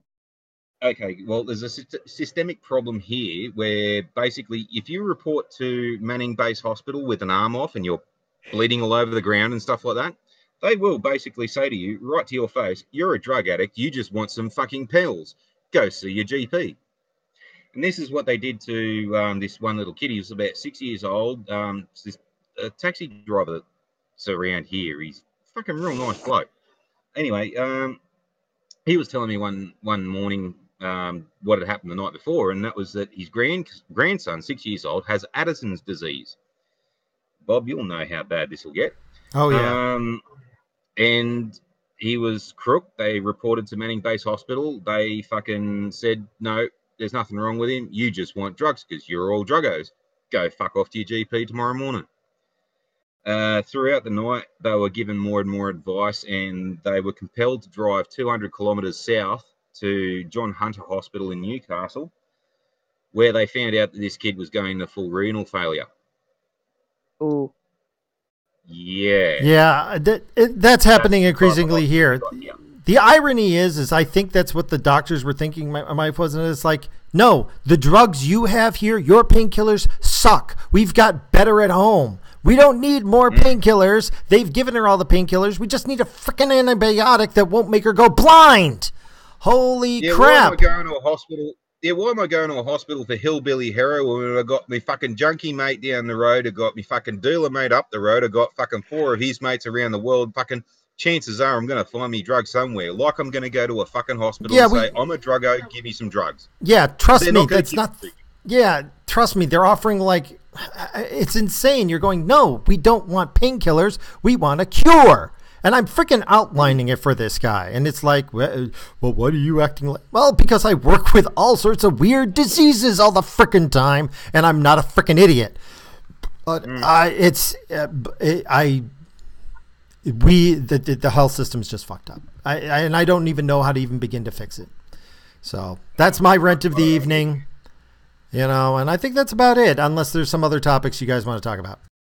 Well, that's really one of those systemic failures that, like, is pissing me off, and people won't fucking fix, especially when you do tell them, like, that's the problem. Have a look at it. Can you see it's happening? Right. Now you've seen it happen for yourself. That's the problem. Deal with it. Oh, it's not my job. Oh, yeah. That's fucking you say. That's exactly what we dealt with. I outlined exactly what was going on, and I told them exactly what they needed to do. I mean, I've been dealing with this for like 10 months now. Mm-hmm. And they're like, well, no, that might be a placebo effect. You know, if it was a placebo back, why didn't it kick in the first 6 inhalers they gave her? If it was all in her head, wouldn't she like think the inhalers that you gave her that were worthless? You know, you're just sitting there. But was she told there was a placebo at all? Or was she just told? No, she was told that the reason why the original antibiotic worked, which she started to have, I don't want to get into the details, but it started to, because she has some problems with her kidneys, she was building up toxicity to the antibiotic, so it was making her go blind. Well, we said, we need a different antibiotic because she still has the infection. Well, we can't find the infection. Well, no, duh. She was on freaking Bactrin for a couple of days beforehand. Of course her white blood count cell is back down, you fucking idiot. That's the only antibiotic I can take. Yeah, well, she has man, I know your pain. And you're just sitting there and going, all you need to do, I've even got the drug name for you, just got. But it doesn't work. It doesn't. If you tell them what you need, they will actually try to avoid giving it to you. I don't understand. I've had that happen before. I've literally had that happen before. I had that happen twice. The first time I had a sinus infection, I knew I had a sinus infection because I know the symptoms. I get them fairly often. I'd gone in, told them I need an antibiotic. This is what I'm able to take because I'm allergic to every fucking antibiotic. So give me the one that I can have. They're like, oh, well, we're going to give you fucking... What was it? They gave me Vicodin. They gave you painkillers? Vicodin. They gave me painkillers for a sinus infection. And I was so angry about it. I ended up going to another hospital like a week later because I was like, okay, fine. I'm going to prove that this is not going to help me. I took the fucking Vicodin. I went into a goddamn hospital and like a week later, a completely different hospital. And they're like, oh my God, you have this really bad sinus infection. And I'm like, no fucking shit. I know I do. Give me this antibiotic because this is what I can take without dying so that I can get better. My God, I can't believe they gave you Vicodin. Are they trying to make drug addicts? That's my question. This was also like 10 years ago too, so okay, yeah. Keep that in mind. But like a more recent one, I had gone in for, what did I have then? I had strep throat because my son had caught some flu in the middle of summer. And of course I took him to the hospital because he was really, really small. So he was not able to retain fluid. So I took him in and ended up getting sick because, it's a hospital. Everyone gets sick when you go to the fucking hospital. And I ended up going to a different hospital at that time because I wasn't near the original one. I was like, okay, I'm pretty sure I have strep throat. Again, this is the antibiotic that I can take. Please just give me the antibiotic. So what they did was they gave me an antibiotic that was similar to what I'm allergic to. It's like the same component, but it's like a derived form or something. Doxycycline sort of thing, yeah, as opposed to amoxicillin or whatever it is. Well, see, I can't take penicillin. Anything penicillin will kill me. I also can't take azithromycin, which is what they give you when you're allergic to penicillin, because I'm allergic to that. You're amoxicillin. Huh? You're amoxicillin then. I can't amoxicillin, take augmentin, amoxicillin, penicillin, all the cillins. Got it. Yeah, I know what you're talking about. I can't touch. Right. And then they're like, well, we're going to give you clindamycin. And I'm like, this sounds like a really bad idea because it's got the other thing in it, doesn't it? They're like, well, it's a derived form of it. I'm like, okay, don't give it to me. Give me the Bactrim. I can take that. I know I can take that. Give me that. Oh, no, we're going to give you this clindamycin and you're going to be fine. You're not going to have a problem. I'm like, okay, if I come back in tomorrow, I get to punch you. Is what I literally told the doctor, is I get to punch you. And he's like, you'll be fine. Sure as fucking shit, the next day I am covered head to toe in hives, itching like crazy, super high fever, like I'm like expanded to all hell. And everything is swollen and all that other shit, right? Go into the fucking hospital, go up to the goddamn fucking nurse's desk and go, I'm having an allergic reaction. I need something now. A fucking hour later. Yep. A whole hour later, I'm still sitting there waiting. My mom had to go up to the fucking nurse's desk and literally scream at them to get somebody out there. And the same fucking doctor that gave me that medicine comes walking out, saw me, turned around, walked the fuck away. I'm like, no, you get back here because you're going to get your ass kicked. I was so angry. Well, you know what? I don't understand it's as if they have their own reality. It really is. But actually, listen to people, especially people actually know what we're talking about. Like, I'm not dumb. I have some medical training, and I pay the fuck attention. Anyway, so listen when I speak. Moving on. Jacob brought up a topic we should address, but anything else on this before we move on? No, I'm good. I just had to rant for a second. I have similar experiences, even when I'm no affiliation with the casualty. I present the casualty to thing. I tell them exactly what's going on, exactly where the damage is, exactly what they need to do to fix it. They fucking ignore me, and then they'll do whatever the hell they want with the casualty. It has actually gotten to the point where I don't want to send casualties to the local hospital, and I'm sort of kind of stuck in that sort of thing where I have to. Well, because there's not much else you could do. No, I understand it. I'm with you. Anyway, moving on. I just heard about this one from Jacob here. California prosecutes man for posting anti-Muslim messages on Facebook. Apparently, this 41 guy sent 5 anti-Muslim posts to the Islamic Center of Southern California's Facebook page in 2016. So they are attempting to, put him through jail. For hate speech? Yep, because his intent with the electronic communication device to annoy or harass. But that's accurate. Yeah. That's what he did. Well, it is what he did. Yes. That's actually what you can get fucking telemarketers for, like misuse of the telecommunication device. Yes. Actually, they've changed the telemarketing rules. The whole cease and desist list that you can be on to stop telemarketers from calling you, it basically doesn't work anymore. Yeah. Nope. Yeah. That's true. Yeah, I mean, it's next to impossible to actually enforce, but I understand that you shouldn't harass or bully people. So, in that regards, yeah, you shouldn't have it. On the other hand, it's a bad. Why aren't you going after everybody? I hate it when it's selective. Okay. Yeah. That's my problem. If it's selective. Well, is it this Muslim community center thing that's taking the dude to court? Oh no, this isn't civil. This is criminal. Wait, then I'm confused. He's not getting sued, which he totally should be. You can, you want to sue somebody over harassment, go right ahead. If you want to take it to civil court, go ahead. Because that's what civil court is for. This is a criminal case. He's being charged on criminal charges for. How bad was the anti-Muslim sentiment? The more Muslims we allow into America, the more terror we will see. Oh, that's fucked up. Right, though. That's not true. No, it's not. It's a crock of shit. It is. No, it's not. No, because like it isn't. It isn't the religion as a whole. It's specific types of Muslims that are the problem. And it's not even that. Like in the United States, most terrorist acts are by Christians. So fuck you. No. Yeah, but there is a very, very big world out there, Gwen. And in my world, yes, there are more Muslims doing stupid shit than there are white American fucking crazy cunts with guns. Yeah, if you go by actual percentages, ideologically wise, Muslim is number one. Number two is communism. See, that's one thing we Christianity and Christian-based beliefs does come in third. We have everything out here except for crazy Americans shooting people. Well, you also don't have all that. That's the only thing we don't have here.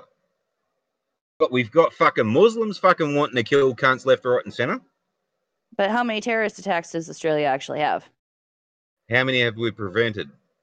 I have no idea. Yeah. This is a real question. I don't know. Yeah, I mean, we don't have the specifics here, but that's a question that's never going to be answered because of the inherent way that the intelligence community works. And you will never know what they do unless something goes wrong. Every time there's a terrorist attack, that is simply the intelligence community failing everybody. That is all. We have to be lucky every single time. They have to be lucky once. It's a fundamental fact that everybody needs to realize. Now, I will admit. I'm sorry. Yeah, we don't get Continue. second chances. Now, we don't get second chances in this. Looking over what this guy wrote, I would say, technically speaking, what he stated is wrong and also offensive and not. I mean, I have a problem with it because it's factually inaccurate. Okay, if you wanna make factual statements against somebody that happens to be, so-called hate facts, I can tolerate that as long as it's true. I think that true speech should be allowed no matter what. These are opinions, and some of them are wrong. This is the thing. This is I don't fully agree. But so we had it here too, that, I just don't like the precedent. I really don't. I do not like the precedent of this going to a criminal case. I really don't. It's dangerous in my opinion. Same thing with Count Dankula. That this is not a good precedent. And the people who are pushing these ahead are the ones who need to realize you're probably the first ones to get hit with this. When you look at the Communist Handbook, they said, we love our allies in America, but they're going to be the first ones up against the wall. Because they know the people who helped get the revolution going are the ones who are the most likely to realize, hey, the revolution's screwing me, and they are the ones most likely to revolt again. So you got to get rid of them. If you're helping to oppress speech, even if it's distasteful and horrible and wrong, you got to worry about when are they going to come for you. So yeah. That's my point on this.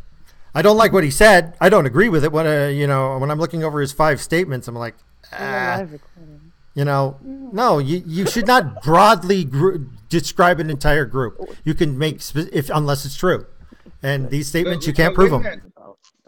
But when that group doesn't sort of, frown upon actions of others of their own, the one also thing that we find out here that we just don't have is that every time there is a terrorist attack here, you'll hear one story of one Muslim person in some nondescript place part of America got on a bus and another person sat next to him and said, yes, I'm not afraid of you. And they'll make a big thing about that. What we don't see is an overwhelming outcry from the non-violent elements of those organizations coming out and saying, no, you're a little shit. Stop fucking doing it. You're making us look bad. Oh, no, they do say that to some degree, but unfortunately the progressives are trying to shout them down. It's bizarre. When you hear about Muslims against Muslim violence, the progressives screw them. It's like, no, this is exactly the person we want, saying, no, violence is bad. I'm a Muslim and violence is bad. I'm against this. Yeah. You're anti-Muslim. What? Did you miss the part where he's a Muslim? That's the level of craziness we have with. I would like to think that we're finally starting to realize it's crazy, but man, that's nuts. Yeah, I wish that everyone would hurry up and find out it is fucking crazy, because, like, I want someone to come and fucking dig me out of this bloody hole of insanity that I've got from fucking living this shit. I wish everyone else would figure it out so I'm not the only bastard. Now, I mean, just for the record, most Muslims, fine, not a problem with them. The fact that the sect that you need to worry about, I think it's the Wahhabi or whatever it is, those are the ones who are really nut jobs. Just like Branch Davidians were nut jobs, but you don't blame every Christian for what those Branch Davidians did. Okay. Well, they thought they were right. Well, they thought they were also in the middle of the apocalypse, and that David Koresh was the reincarnation of Jesus Christ. So, at any rate, you know what? I think we've exhausted this topic, and it's getting after midnight here. Anything else you guys want to talk about? Gwenny, you want to vent at us a bit? No, I got my vent done already. I'm good. Yeah, I mean, I don't need to talk about movies no more. I'm all right. Yeah, okay, got it. Well, at any rate, it's been real and it's been fun. I can't say, I think it's been kind of fun. I had fun too. I always have fun, though. And I hope you guys had fun too, and I hope you enjoyed the show. At any rate, we'll talk to you next week, and, I think that's it. Oh, hang on. Wait a minute. I've got a joke. Okay, one last joke. Oh, no. Oh, no. Yeah. How do Arab women get longer lashes? How? Walk outside without a head cover. Oh dear God. That's awful. Where do you find these jokes? Oh my God. Oh dear God. Oh fucking heck. That's wrong. That's wrong on every level. Oh my God. Okay, that's kind of like, how do you make a dog go meow? Put him in the freezer for 3 days, take him out, put him across the bandsaw. Meow. How do you make a dog go? How do you make a cat go woof? You cover him in gasoline and throw a match on him. Woof. Woof. Oh my God! You never heard these. That's a classic. Those are decades old. Those are so old. They're dad jokes. Those are bad dad jokes. You're a dad joke. No, those are terrible. She stood at. Hang on. What was it? She stood on the bridge. Her lips were all a quiver. She gave a cough. Her tits fell off and floated down the river. Oh my God. I have no idea what that's about. At any rate, saying goodbye and heading out. Bye-bye. Bye-bye, everybody, and hope you have a good day. Bye.